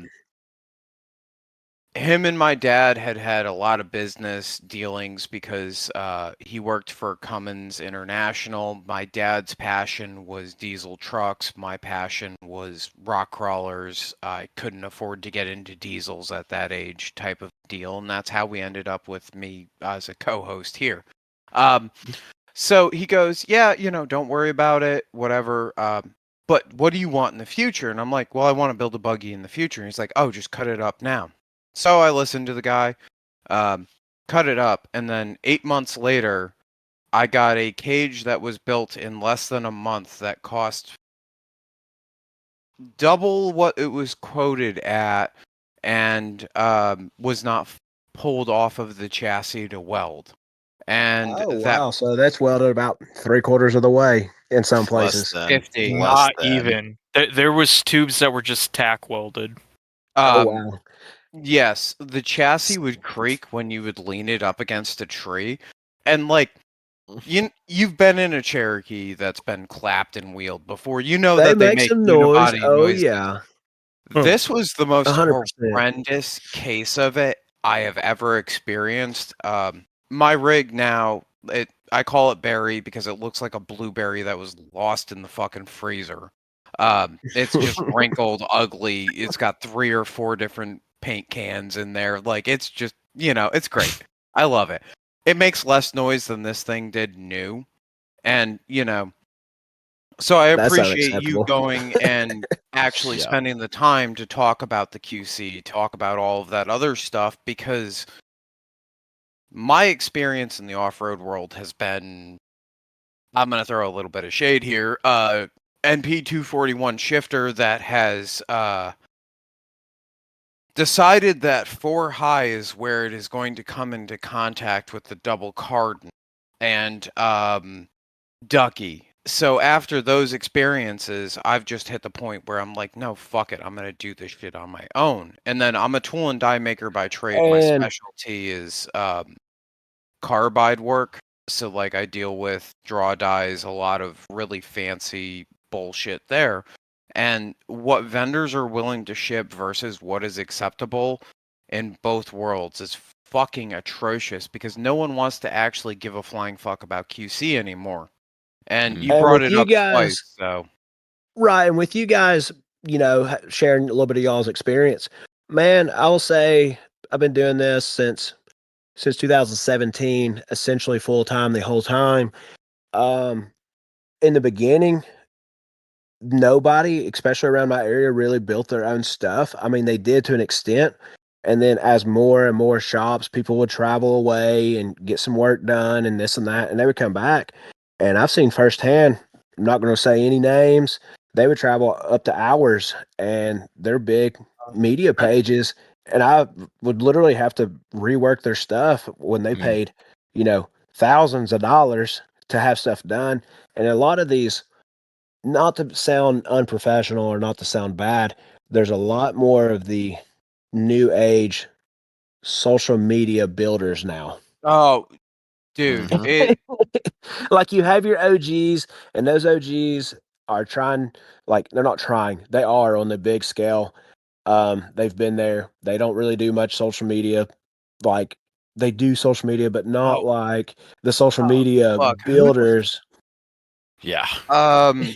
Jimmy Smith, I think is Yeah. the name. Yeah, That guy builds phenomenal buggies, yet you do not see him on social media. So he doesn't build any buggies anymore. If you get a buggy from Jimmy Smith now, it's he's done work for you in the past. Like he won't do anything if it takes longer than 2 weeks now. Last I heard, like a couple months ago, he will not do it. Unless he's already built you a rig before. But zero social media, like never even had a shop page and absolutely killed it. Dang. What's his name? I'm really sorry. Todd, Salisbury? yes. His buggy is phenomenal. So if There's a I'm not lot of mistaken, I think Todd has had like 2 or 3 buggies, if I'm not mistaken, over the years built by Jimmy. that would make sense. But back to what you were saying though, with the social media stuff, it's weird for us because we sit in a social media sphere with what we do, every week. Correct. But there's But also a you little guys bit of a aren't. diametric hatred of the social media class at this point coming from us, because it's like you watch what some of these people do and you're like, no, the fucking old timers were sitting here screaming, stop, don't Yes. fucking do that. And yet we're going down the same fucking rabbit holes, having problems that were figured out in 2010 when I was starting to get into this, and the Ford ball joint Dana 60 was the new hotness, because all you had to do with it was slap in a set of ball joint eliminators and some 35 splines. In 2010, those didn't exist. Everybody was still touting the kingpins. No, fucking I cite the old lore of Harry and his axle build, some of the Caleb Spillane stuff, some of the fucking, as much as I hate to go and throw stuff back to him, the DMR bullshit. Where they were all running ball joint Dana 60s that were built to the 9s and like around 2010, 12 was when got like shops started doing stuff like that. Some of these social media builders, as I call them, they weren't introduced to the old school pirate 4x4 days, and it shows. So Pirate and I have a fucking funny history, but Pirate was one of the best things that has ever happened to the wheeling community, and I'm very sorry that there is nothing like it at this point in time for new builders. There is not. They got new builders. Even myself got humbled quick. I was like, oh, okay. And I'm sitting in a position where, like, I'm not trying to toot my own horn here, but I've been doing this since 2010, Richie, 2011, somewhere in there, I think is where we bought my 88. I think that was a little closer to 2012, but roundabout there. Okay, so 2012, 13 years at this point in time, and Pirate used to be the only spot that you could get good info. So while I'm trying to figure out whether or not I have a Dana 30 with 373s or not, I'm looking on Pirate and getting told how much of a retard I am, and they didn't know how right they were, but like, hey, that's besides the point at this point. Yeah, and I'm really happy with what I have now as a result of the knowledge that I gained there, but you had to have tough skin. Well, I'm special at it. It's more directed too, right? When you make a post on a forum, it's a very different feeling than making a post on a Facebook group full of just random you are varying skilled people, right? I mean, I think like a very good difference would be the local Cars and Coffee versus your preferred whatever it is, VW Fest or your Smoky Mountain Jeep Invasion. The level of technical detail that you're going to get out of them comparatively is just not even remotely close. It's more one-on-one, right? And you can't just you could probably delete your post, but you can't like run away in the same way that you can on a Facebook post. I feel like you can't just like dissolve into the fucking masses No, those on a guys were forum ruthless. post. Those guys were Yeah. ruthless. Yeah, like you'll get They'd go for the dragged. jugular. Dude, so I asked about 4.5 or 5 on 4.5. What was it? 16.5 dual bead locks, because I saw like Trail Ready was offering them, and Oh, I'm like, no. oh yeah, the Hummer tires. Like we can get the old school, the MTR, the first version where they were the ones with like the scallop shape. I'm not talking about the shitty sidewall V-tread blowers. looking ones. Yeah, I'm not talking about those. I'm talking about when like the first MTRs came out in like 08 and those were starting to get surplused. I thought those were going to be the next big thing. No, I 12 was ply fucking tire. wrong. You were corrected.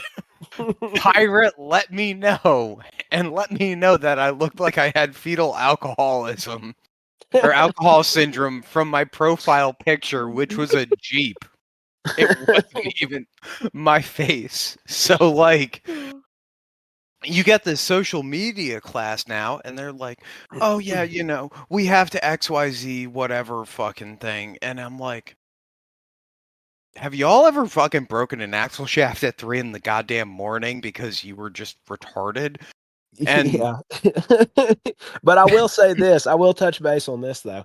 And not saying all of social media builders, but there are some really good ones out there. There really are some new upcoming shops that are actually crushing it.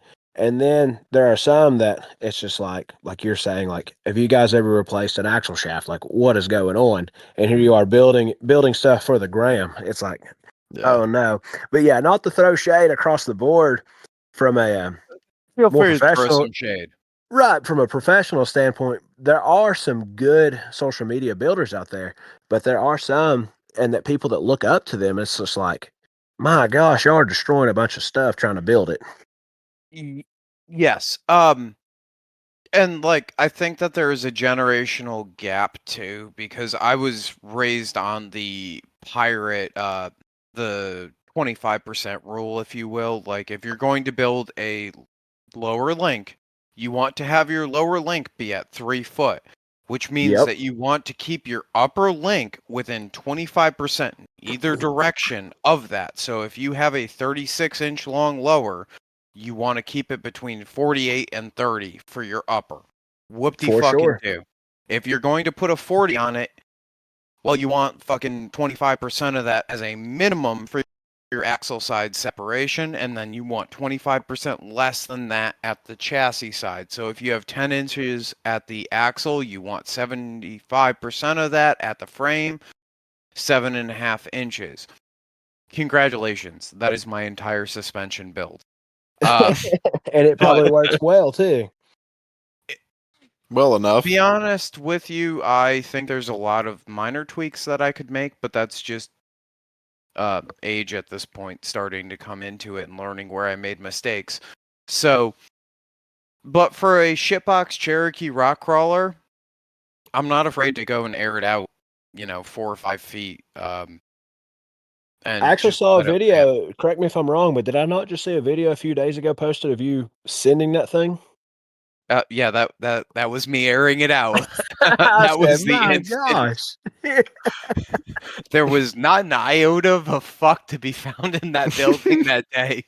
So the backstory on that is I was I just put my full East Coast Gear Supply Chromo set in there. Shout out to Urban for that. The Spicer fucking U-joints, the Forge series or whatever they are. The RCV slugs, all that. So I'm like, all right, cool. I'm going to go and try and break this where I'm like at least right next to the tools to go and fix it.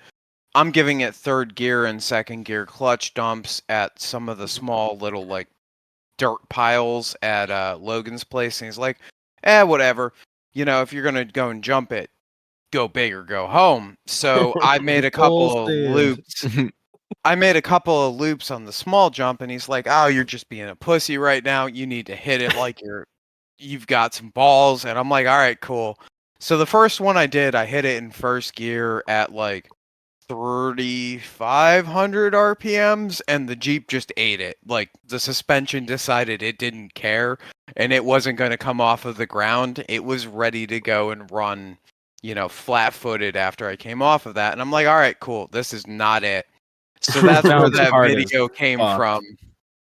And I started at the bottom of the hill. There was a point where I hit rev limiter, let out of it, and right before the jump, I just laid back into it to get it up near rev limiter, and that son of a bitch flew.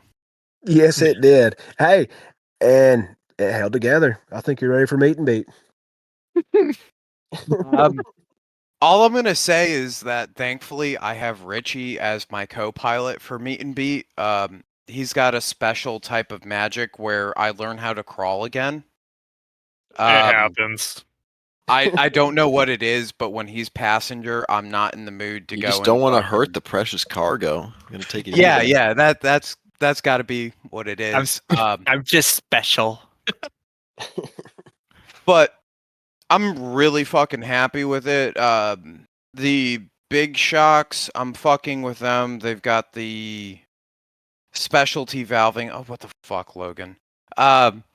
They've got the prototype valving or something along those lines in there, where it's a flutter stack and a bunch of different things going on. And I was really happy with how it landed it. So you say Big Shock. So that is what you're running is the Big Shock brand? Yeah. Is that like a new redesigned shock, or what's up with those?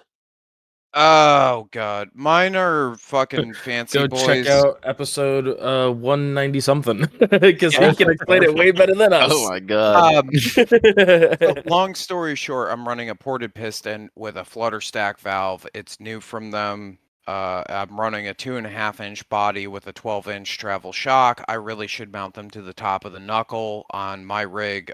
Set up 5 inches up, 7 inches of down, and I'm really happy with them. They have the inch chromoly inner shaft, and I have shaft bumps and mechanical bumps on the rig before I jumped it. Don't kill me, Jake. I tried. Like, I did try here. But I've been testing a set of them. He shipped them over. I don't have any complaints yet. They've been nothing but good to me. The valving has been good out of the box for what it is on and for the lack of tune. I got you. Yeah, the reason I was asking because I haven't really had any. Actually, I have. Matter of fact, have had zero experience with them. You see them here and there. I've never heard anything bad about them. Never heard anything good about them. It's kind of just, no good or bad. I just don't know about them. I'll put it like this. I like them enough that if I decide that I want to drop money into the rig this winter, I want to take the 12s and put them on the rear on trailing arms, and the front is getting another set of 2.5-inch, exact same spec with the piston, with the valving that I currently have on it in a 14 flavor. Nice. That thing will really be ready to party then. I'm in a really fucking terrible spot with that thing too, because it just fucking likes the jumps. It just soaked it up. It wasn't bad. There wasn't any catastrophes with it, and I'm finally starting to get super comfortable with the new setup after spending a full weekend at Roush, a day at AOP, and then fucking around with it at Logan's. I think that they're actually cooking with the valving that they have in there. I'm not Okay. going to say that they're playing at the same tier as Fox or King simply because they don't have the R&D budget to throw at it. Yeah, those big manufacturers like Radflow, Fox, King. I mean, those are multi-million-dollar companies that when they set out to do something, they can do it, but they have a task force and they have zero budget They to be have able a to do all committee that that. cares about it, and they Yeah, don't really care past that. and then Whereas like Big Shocks, I don't know their team numbers, but I assume that they're a smaller company. And if you haven't heard anything bad about them, I value that as, hey, they must be pretty good, because people are quick to jump on one little thing and run with a bandwagon if they were not good. You get what I'm saying? I Mhm. completely and utterly do. How do I put this? Because I'm friends with Jake, so my opinion's going to be biased, and I'm going to be upfront with that. He's been nothing but fucking helpful to me as far as like figuring out rig weight, figuring out how much tube's in there. Like he sat down, looked at a bunch of pictures of it, looked at what it weighed, and we went back and forth on the valving quite a bit, and I'm not going to say it's nailed, but it is a solid 75% out of the box, which is more than you can say for ordering a King or ordering a Fox offline and it just shows up at your doorstep. They do truly care about what they are doing, and being a tool and die maker, I really value the fact that they put an inch thick heat treated 4340 piston in there that is, nicely finished, and they like give a shit. They're American seals. They're good quality as far as I can tell. That's nice, and like that piston's not going to wear out. So for longevity, it sounds like those shocks are going to be beef for years and not fade away and fall apart. Yeah, and so like I'm running 12s, but I believe I have a 14-inch reservoir on there, so I have the next size up reservoir, so it's like.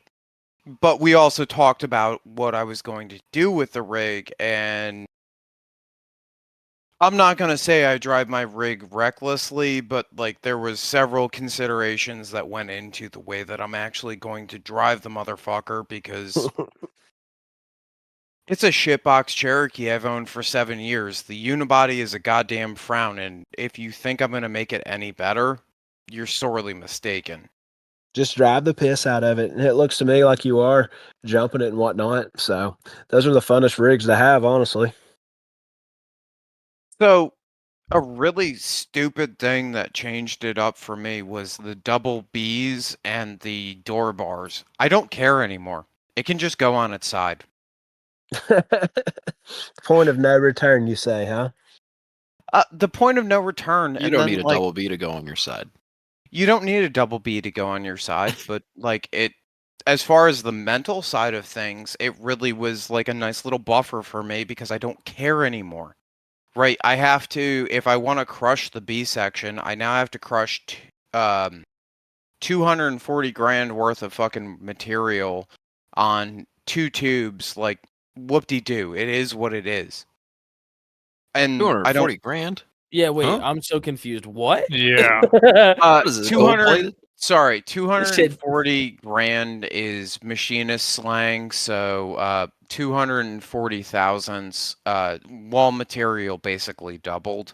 So I have a 120 wall outer and a 120 wall inner, and tool and die makers will generally refer to 1/1000th of an inch as a grand. This motherfucker speaking Spanish. No, I get it. I knew exactly. I knew exactly what you were talking about when you said that. I was like, "Yep, that's a tool and die showing." Even machinists talking standpoint on that as well. So like that's what I mean though. Like, and the best and worst thing that's ever happened to me is going to be Logan Young as far as like driving stuff, because he'll just sit there and ruthlessly make fun of me until I like have the low talent light come on. And that's not a bad thing. It's done more for the getting me comfortable with putting my rig into bad positions than it has hurt it.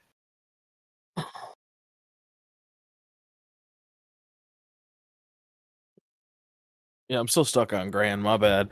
Um, Well, grand is just because like we're used to talking about, 1/1000th of an inch, like as No, far I as know, I know. tolerances and everything. So it just becomes a grand, and then like I go and try and acclimate to tool and die and acclimate to this world, and I forget that tool and die's world doesn't carry over the best.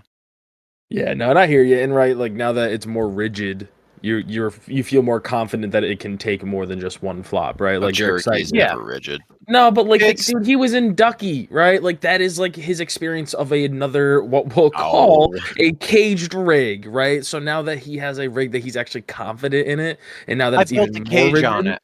yeah. I did the welding on it.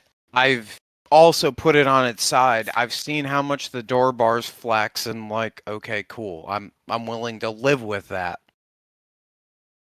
When are you barrel rolling it? Come on. After you, I already Go have. barrel What are you roll. talking about? GER round 1. I'm talking about First like day. a good barrel roll, like more than one here. If you're Well, gonna talk that's about just- just like a gentle, fucking. That's just rude. I would never ask for you to barrel roll more than one time. I think Grams is I don't pretty know, it's official. you. I ain't gonna lie. Grams was a very up, over, and over. Like Rams it was just- official. There's no denial that it was official. Where there's denial about is when you say I want you to barrel roll this. I'm thinking about Just one like, time. Just like one log roll. Like, flip okay, the log one over in log the roll fire. I'm good with. Yeah, that's fine. That's all I'm At asking. this point, A at this flop point, is like, rig's I don't okay. know. That's like testing a cage by taking a hammer and like tapping it. You got to do Richie, a where's full- your cage? I hear you laughing. I'm not gonna go after Huffman because he built a buggy. a good test. My cage is sitting in the plumbing department of Home Depot. Oh God. Good old black pipe. Schedule 80. Hey, my PVC, baby. my very first rig was a Comanche, like I was talking about earlier, and I built it out of black pipe. My first cage I built when I was 16. I literally cut the threads off of it straight from Lowe's, and I thought I had the best shit around. I was Dude, sadly it's mistaken. it's so fucking funny, and it's so funny watching the trends change too, because like I remember back in the day when everyone was talking about how if you have a Cherokee, you don't need more than 120 wall. You're not going to do anything that's going to be that bad. And then fucking all the people that were used to be saying that now are like, yeah, you probably need to go to like a 2-inch 120 or a 2-inch 188 A pillar on your because they all just end up heavy pigs. And I'm like, y'all couldn't have been saying that when I was fucking building the goddamn cage 3 years ago. Oh yeah, times Or have not changed. 3 years ago. But the thing fucking- is too, the wheeling has gotten a lot harder. The hills have gotten a lot harder. The parks have gotten a lot harder. It used to be you could trail ride all day and, didn't really Oh. need it. Locked. You could ride around Shit, everywhere on George Winters. 35s. George Winters you used to be able to do on 35s. Last year at the meet and beat, we watched one dude fucking get his ass fucking humbled. He was sitting there talking so much shit about Dana 30 life and how y'all with the big fucking tires can't fucking drive.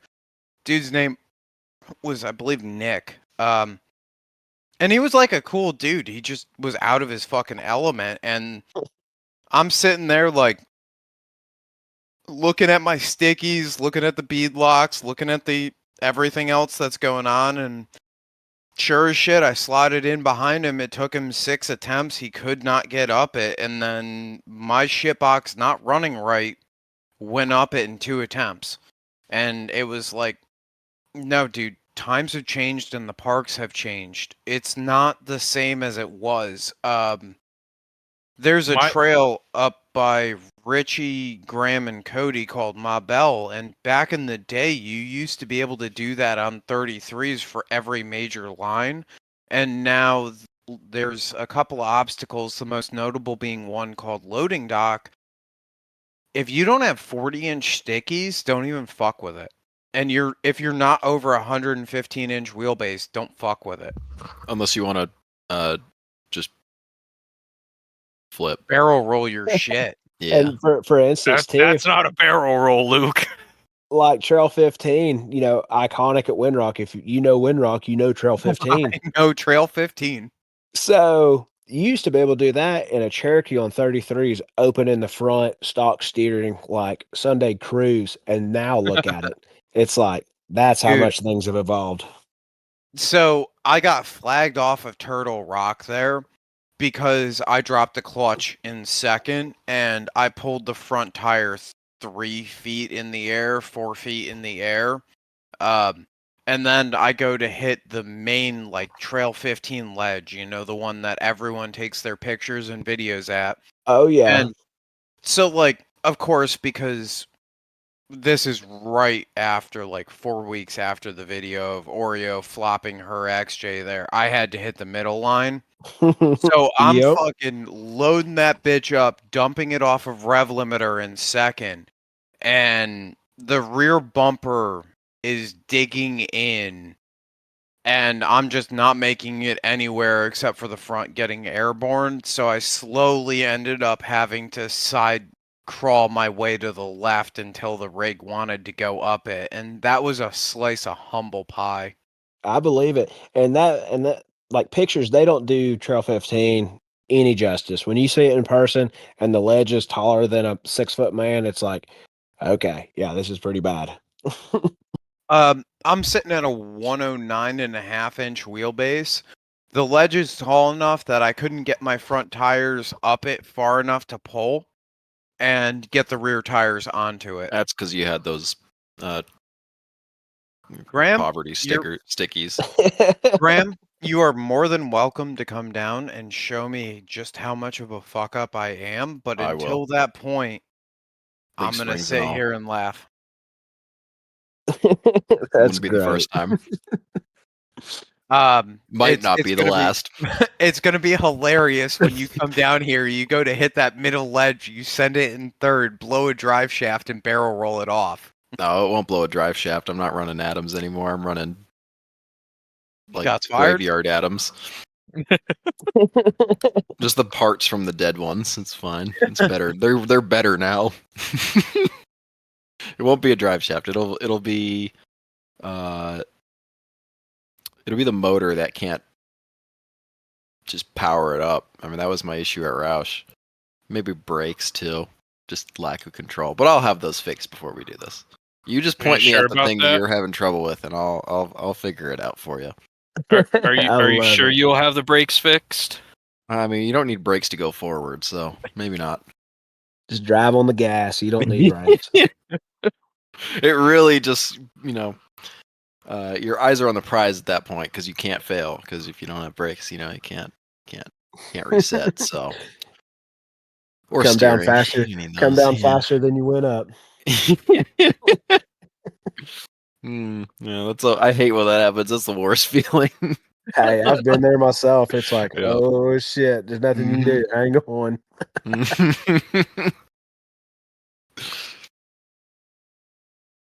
I thought that was going to happen to you when you were going up that ledge on the backside of Roush, Graham. Which one? I Oak don't Trail? remember. Maybe? No.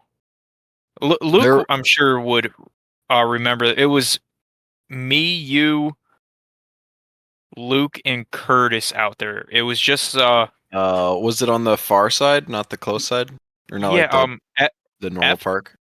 was it no, it wasn't F Trail. Well, I had a couple instances. There was O Trail or whichever one that was. There was like, It was One- across the street. okay, yeah.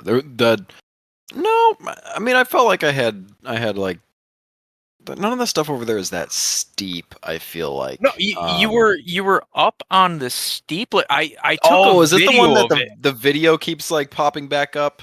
And Yeah, it's like not a good video, but like all like the AI Cherokee groups just keep stealing it and putting it up. yes, that Yeah. one. No, I was more worried about it just like tipping, like nosing to one side or the other, and then just like shooting me off into a weird spot. I honestly thought you were just going to fly backwards. Nah, I had too much traction. What are you talking about? Not enough to go up, but not Too enough much that I was gonna traction? slide What are you backwards. talking about? Come on, Graham. You're on them poverty fucking I didn't see you try crawlers. going up it. Did you go up it? I No. wasn't even paying attention. I was think pissed. I went the furthest up that This hill. is of like the anybody. micro Whoa. dick guys, just dick size comparing. Oh, where's right your now. Dana What 30? is- This is- A Dana 30's under. Luke What, was what are only you gonna be like? three-wheel What, dry drive. stickies? Sorry, they're in a. Luke was only 3-wheel drive at that point, Graham. Oh, that's right. Okay, he gets a pass. Curtis doesn't though. Hey, also, like, on that note, I broke enough Dana 60 30 spline outers that weekend, that's and not the hubs. impressive. No, it's not super impressive, but I went through like 6 sets of hubs.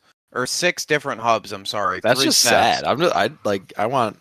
I feel bad for you. It was a bad time, You but just like, weld them together. Make a I slug. tried that point. too, and at that point, when you make them a slug, they just strip the inner splines out. So then you go and you pull it off, and you get a pile of inner spline material. It's You great. just get like some cheese grater spline remains.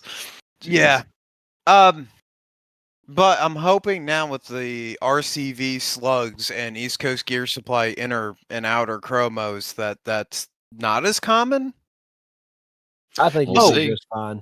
East Coast makes a very good product. I've ran quite a bunch of their stuff.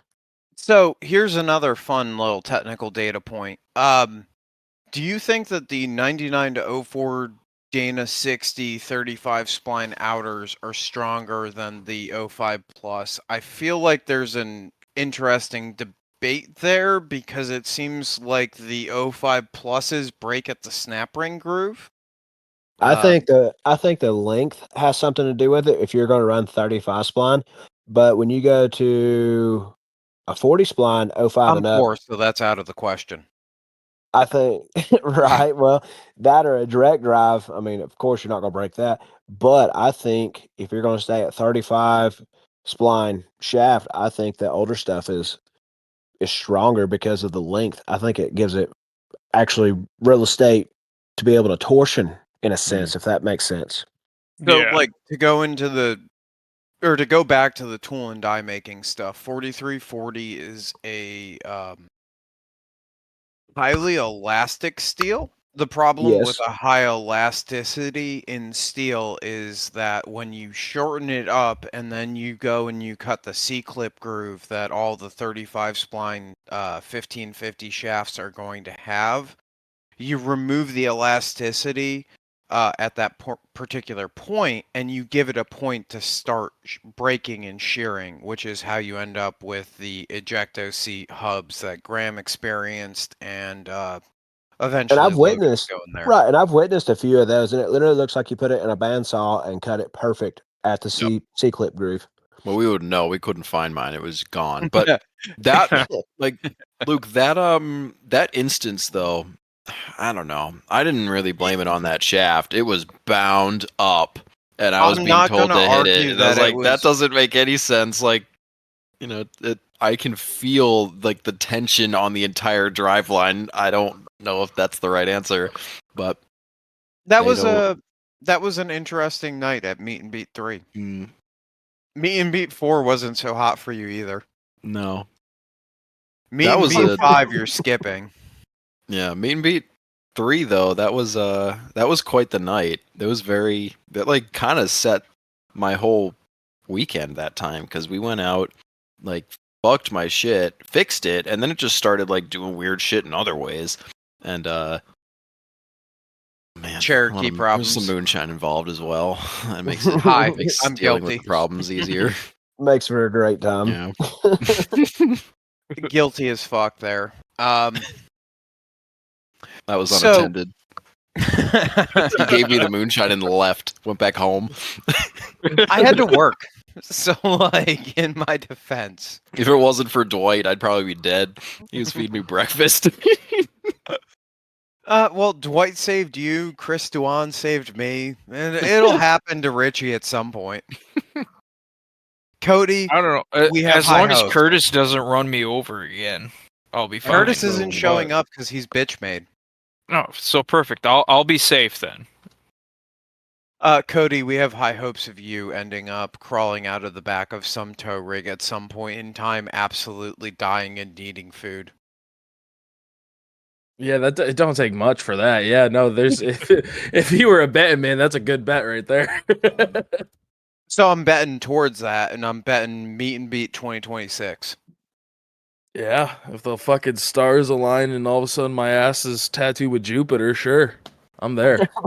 Well, Logan does owe you a tattoo, so it could He be Jupiter. does, he does, and it's still in the plans. It's just put on the back burner right now. The tattoo will happen. Jupiter on the dark side of the moon.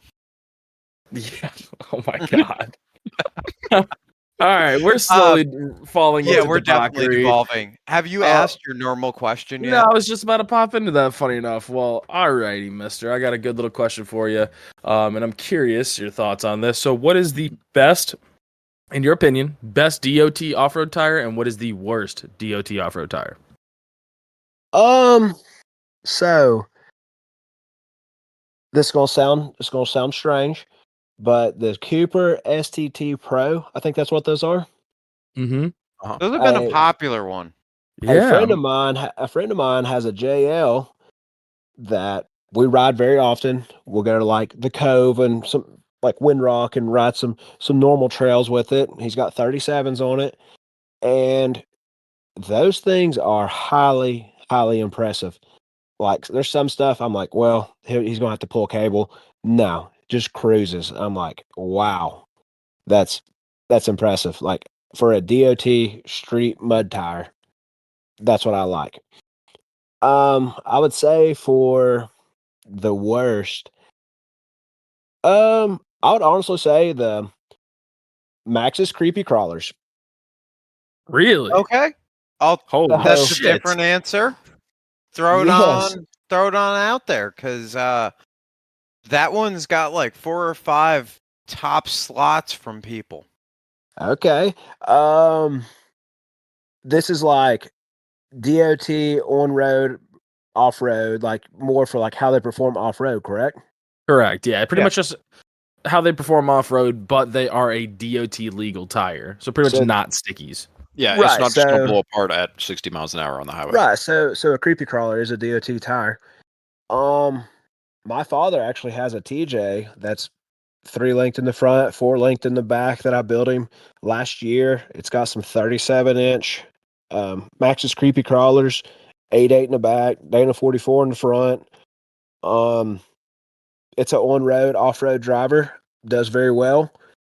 But unless you're in a sole creek bed, the tires do all right in a creek bed. But if you're on loose ground, wet, hang it up. It's not going anywhere.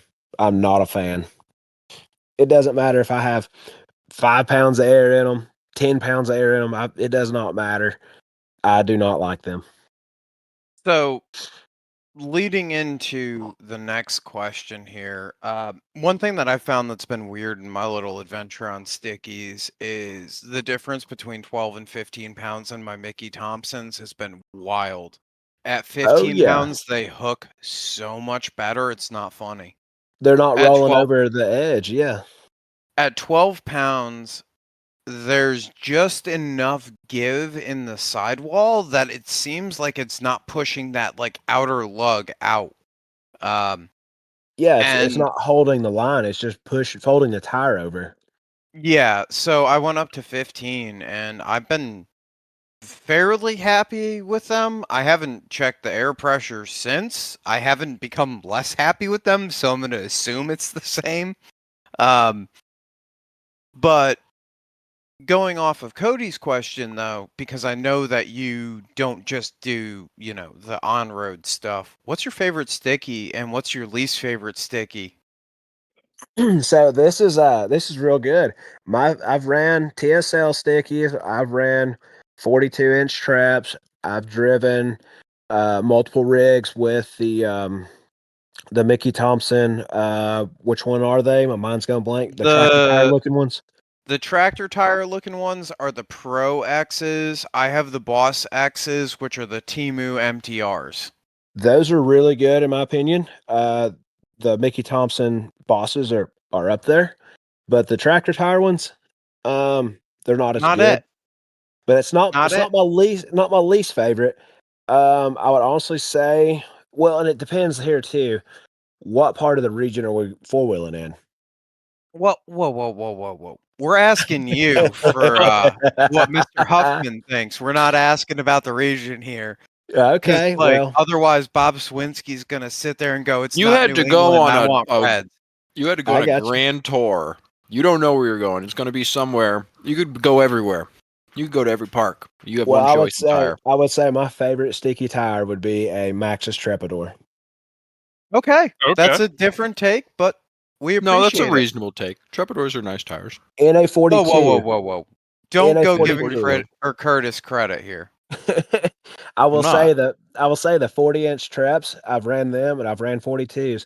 I will say the 42s outperform the 40s. I don't know if it might have had something to do with date code or if they changed the rubber in them. I'm not a tire specialist on that, but the 42 trap, any condition, hands down, I love them. And I would say, do I know? I know that Tim Gibson and Curtis Behrens are both people that we talk to on a regular basis that are massive fans of the 42 traps. I found them to be a solid 85% solution. I got you. Yeah, it's a great all-around tire. They move dirt if you need to move dirt, but they also hook really, really good on whether it's slick, smooth rock or like a jagged creek bed. They're going to do work, in my opinion, no matter what terrain you're in. They do really well. But I will say, my least favorite is probably the BFG Red Label. Smart man. Hell yeah. Good So, man. and I ran a set of Reds for about a year and a half solid, riding at least 2 weekends out of the month for a year and a half. You put a Red Label in a creek bed, there's not a better tire. If you're on dirt or wet ground, you're stuck. You're holding it to the floor. You're bouncing limiter. You're trying to go. They have their time and their place, but they're not my favorite at all. So, my thoughts on those, because Graham and I have very similar rigs, but wildly different at the same time. We constantly play ping pong.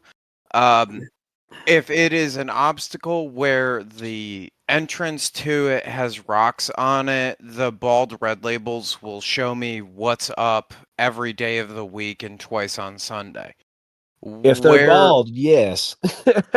Where my tires come into their own, though, is if there is anything loose or wet rock related, the bosses seem to thrive in that environment, especially as they've worn down. And I've noticed the more wear that I put on them, the happier I'm becoming with them.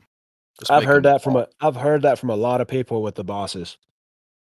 I'm really excited for the 50% mark, which is a wild fucking statement to make when you're talking about having 1K a corner on a Cherokee.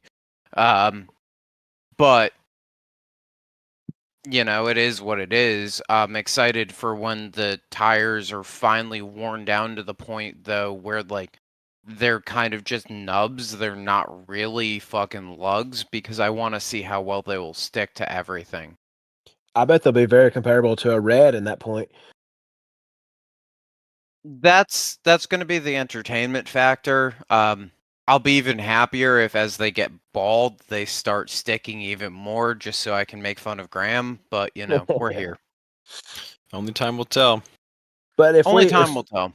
If we lived out west, or where I lived was out west, where it was mainly dry, sandpaper rocks, yes, I would be a red guy. But being in the southeast United States, reds are they're the least favorite in my opinion. Well, and like up in New England, reds, due to the way that the rocks are dropped and formed and all that other thing, are like a statistically better tire, right? You can see the same rig roll through on Treps and on Reds it'll work better in New England. But I'm not wheeling New England. Oh, that's a hot take. There's a lot of people in New England who'd be upset with you saying that, but that's fine. I'm not in New England anymore, so they can be mad at me. I welcome them to come down to AOP and tell me about just how much of a fuckhead I am. Yeah, if you have reds on your rig at AOP and it sprinkles for 10 minutes, you better not leave the parking lot. It's a mess, yeah. Yep, been there. Meanwhile, I'll be out fucking. Then again, I never around. had any, like, I can't get mad because my tires don't have any tread, so, like, if they're balled up with mud, like, that's what they were going to be anyways. Whoa. It's like the tread had nothing to do with the fact that the mud is sticking to the tire because it's completely smooth. Your tires are so bald, Graham, that you'd spin out on fucking rabbit turds. No, but if there's a rock underneath that rabbit turd, we're good. Yeah, did the rabbit turd on a rock because it matters. So, Jared, where can we find your social medias? HuffmansFab on Instagram and Facebook. And you guys can also check out HuffmansFab.com. We launched the website late to the party on the website, but we launched it about 3 weeks ago. And we're doing some collective networking with Urban 3D. So a bunch of his products will be on our site as well. And a bunch of our products will as well be on his site. So big things coming for both of us on that. But yeah, super excited about that. Adding new products daily, every other day. So steadily growing. But most active, I would say, would be the Instagram, Huffman's Fab. Yeah, that's definitely a baller spot to go and follow him at. You can go and see some buggy porn going down. That I try to. that shop buggy is woof. Yeah. Well, agreed. thank you, I'm thank you. hoping to see it in a couple weeks. Well, if you're going to be at the meet and beat, it will be there. If for some odd reason it is not turnkey, it will be as it sits in a booth because I'm setting the booth up. And Okay, so that's going to be there no matter what you're saying. no matter what, if something arises where it will not get finished, which we're really trying and working on it around customer cars and whatnot. So if something happens where I can't get it done, it will still be there on display. Going to have a fab axle on display, and the car has a fab axle in the rear. I'm putting a fab axle together for the front, one of my axle housings, and I'll have all that on display if it's not turnkey. I'm Hell so yeah. looking forward to checking that out. We'll Big swing things. on by. Big things on the social media. Towards the weekend, probably towards midday Friday, got a very big jump on the interior, on the dash, and the console. Kind of did something outside of the box. So you guys be looking for that stuff too. Gonna be making a big post on that. Sounds Awesome. good. This will be going up Friday or Thursday or It'll be- Friday, not Saturday. Social media might be Saturday. Yes, sir. Yes, sir. Sounds good. We will get that on, or we'll get this uploaded around that time as well, so it'll coincide nicely. Perfect. Do you have any questions for us? I have not thought about that. Actually, I do have one. I was thinking about this earlier. You know, there's podcasts for everything, but I haven't really heard of like an off-road podcast before I heard about you guys probably about a year ago. How'd y'all dream this up? Like, how'd y'all scheme this up? How'd y'all get into it? We're gonna throw it back to lockdowns in 2020. We were sitting in a shithole shop in Terryville, working on Cody's front axle, I think it was. It was, And we were talking about, like there was a couple of off-road podcasts that had hit the scene, but every time that you would go and you would listen to them, they weren't like us, right? Like, Right, not like They weren't Not like like normal bench- dudes. yeah, It not was like bench racing. or like more influencery, like not like just I don't know, a little forced. It I guess. wasn't. It cutting wasn't up. a group of idiots just bullshitting. It was I people feel trying to that. be all prim and proper. I Well, feel and, that like, completely. you gotta, Sorry, you gotta go bring ahead, up- Cody. You gotta bring up the fact too that, like, we were recognizing that we were having really engaging conversations when we all sat down as a group. Whether that be we were sitting at Harris Mountain and it was the four of us drinking a beer by a fire, or that day specifically when we were sitting in the shop, it was me, you, and Richie sitting in the shop shooting the shit, talking about technical stuff and different things and different approaches and opinions on different matters. How to get And- the specific instance that sticks out from that day was we were talking about how to get more travel out of a 10-inch shock, which is how you ended up with the shock mounts that you got. And it pretty much just was, we were like, well, like what can we do? Is this something that we want to do? But then we also brought up the fact of like, well, Discord has this ability to really connect us and allow for pretty decent audio quality for people all across the fucking country. And then that brought into the fact of like Graham's a knowledgeable motherfucker. I'm not gonna toot his horn too much. But like the four of us together all have our bright sides to us, right? We all have our negatives, and we flow quite well in that way that we can bounce different shit off of one another. And it just kind of came to be where we're like, fuck it, let's just try it. And now it's been 4 years. Dang, it's been that long. Yeah. Like you were saying, it's been a pleasure talking with you guys. And like how you said, everything just flows. Like you guys all click together. That's super respectful on that. It's like, okay, I like this. Well, Yeah, we we try were- and make it where like it's like a campfire talk was kind of like one of the things that we had originally been discussing, because like when you go on that wheeling trip and you and the boys have had your 2 or 3 trail sodas, you're cooking dinner and working on the 4th, and like you're just talking about what's going on with your rig. That is some of the most entertaining conversation that you can have with the boys. So why not like make that more mainstream? And we ended up where we talked through a bunch of technical stuff in our first couple of episodes, and they were kind of like rough. Yeah. But then like we started just talking to people, and we're like, oh, fuck. There's a lot of people like us out there that deserve to like get some credit for the shit that they bring up. 100%, because like you're saying, the campfire aspect of it, sitting around. That's one of the main reasons I like going wheeling. I'll load up and go riding because like if it's a camp weekend, I look forward to trail riding, meeting new friends, hanging out with old friends, and literally just making memories around the fire. I mean, that's part of wheeling experience. All right. So on that note, though, because we are gonna have to like edit this thing and do all that other fun stuff tonight. Give me a controversial gun take real quick, because I know that you're big into that shit.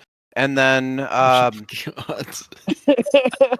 want a good one, because he's been posting some shit in the Snapchat group where it's been absolute fucking. Wait, he's fire, in that group chat? He's in that group chat. Oh, dude, I'm a terrible. I mean, hey, I get kicked every other fucking day, so how am I supposed to keep up with it? So like, at this point, Hey, I don't that's know. I'm a not great even in this problem. fucking chat, Cody. What's your name in the group chat, Cody? It should just be Cody. Cody It should- W. Yeah, Oh Cody yeah, W. you in that chat. won't even say anything and get kicked. I'm like, damn, okay.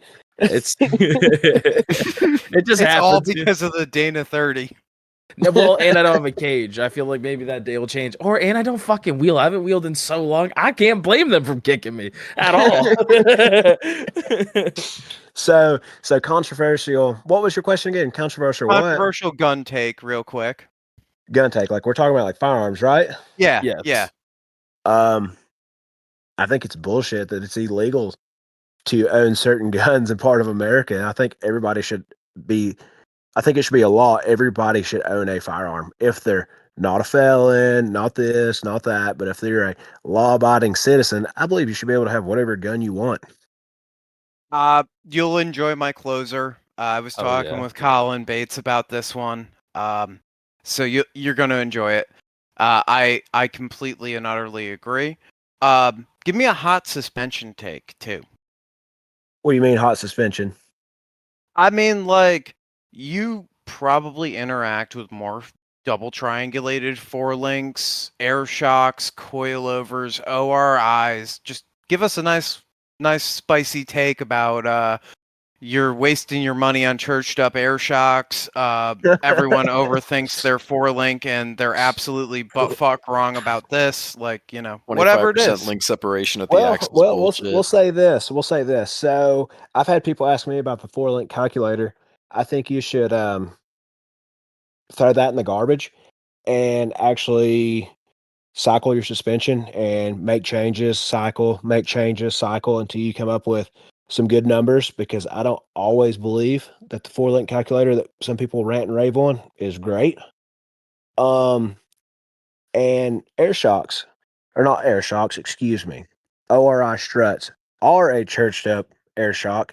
I have not found a set on a person's rig that doesn't ride like an air shock and doesn't unload. It doesn't matter if you have the best suspension geometry in the world. If you watch it, 9 times out of 10, in my opinion, it will unload or just not even cycle at all. It'll just carry tires, and in my opinion, that's not a good shock. Amen. I That was a lot. That was a lot. Yes, that was quick, 2 and 1. But no, the ORIs, they don't perform well. If you tune them to perform like a rock crawler and you take off bombing down the trail, they're gonna ride like ass. If you tune them to, on road capability, they're not gonna do worth a shit off road, and vice versa. It's just like you could achieve so much more with a coilover rather than an ORI. And then if you, I am fucking ecstatic with my coilovers. I don't have a fuck ton of money into my rears. They're just Pro Fender 2.0s that I checked the fucking PSI on when I put them in the rig and forgot that they've existed since then. And they still took me punting it like it was nothing. They do not care. I fucking love coilovers. I like how easy it is to be like, I want to tweak my spring rate. I'm going to throw this in there. 100%. Here's another good point too. So if maintenance isn't for everybody. Well, if you don't maintenance your stuff and you blow out a seal and you're at a riding park, well, you blow out certain shocks, you're going to have to drive out on bump. Well, technically, if you have a coilover, you can ride all weekend. Will it perform the same? Probably not. Fuck no, it won't. But you can still ride all weekend. You get what I'm saying? I do. Just a little bouncy. It'll be fine. I do. I mean, it'll hold its ride height and everything. You're good to go. So we like to try and end this on a. Oh fuck! I almost forgot to go and shout out Crawler Off Road and Urban 3D. So fourth wall break for the audience here. Joey's talking about setting up an affiliate link. If you guys would be interested, we can discuss that with Joey. Just shoot us a comment, shoot us a message. We're fairly responsive on Blue Collar Off Road. We're more responsive on our respective Instagram pages. If you have thoughts on that, just let us know. But go check out Urban 3D. He's done right by me. He's done right by a lot of other people that we've dealt with in the space. He's been killing it as far as getting parts, as far as the random 3D printed knickknacks that you need if you've got a Wrangler or a fancier Jeep than any of the hosts on this podcast. He's got you covered. He makes those really nice forward for the 05 Plus, the hubs, activators, or whatever you want to call them. Those things are cool. I owned an F350. Once those things get a little gummed up, they kind of fucking suck balls. And go check out Crawler Off Road. They make bitchin' recovery gear. No questions asked. Use code BCOP10 for 10% off at checkout. And Jared, yes, you sir. got any life advice for us for closing this one on Poor out? dude, you're giving it's like a test. Sorry. It's like a Sorry. test. I don't mean for it to be like a test. I just there's doing been a an bunch essay of here. different Yeah. questions that I would like a just come to my mind. 4-page written report on Well, I figure that the guy that's figured out how to go and make fab axles and all that's got some advice, go just fucking do it. And Well, speaking of that, I tried creating fab axles. No, I'll keep this short and sweet. I tried doing fab axles about 3 years ago, spent a shit ton of money on it, and epically failed. Scrapped the idea. I said, fuck that. And here we are today. I got the right team behind me. We nailed it. And so basically, with that being said, be better tomorrow than you were today. can't argue with that. And, Hell yeah. on that It's note, simple, sweet, but yeah. on that note, also, keep in mind that the National Firearms Act is just a don't be poor tax, because it's not okay for someone, because they have an extra $200 to be able to own something that someone else that's lacking the $200 is unable to. That's all it is. They don't give a flying fuck about you. Keep that in mind when you're dealing with your local politicians, and write them angrily about whatever you particularly feel like writing them angrily about. They have to read the letter. Or someone has to read the fucking letter, so at least you're tying up some bureaucracy for a moment. They throw that in the garbage. They don't look at it. Fuck them and feed them beans. Yeah. Have a good night, and to everyone else out there, as far as the Patreon stuff goes, I know this is at the end of the episode, and we're terribly sorry about that. We had a back-end email error. All of that stuff will be corrected shortly, and we will make a post about that when it is corrected. Have a good night, and we'll see you all next week, where I believe we might be 1 week out from AOP.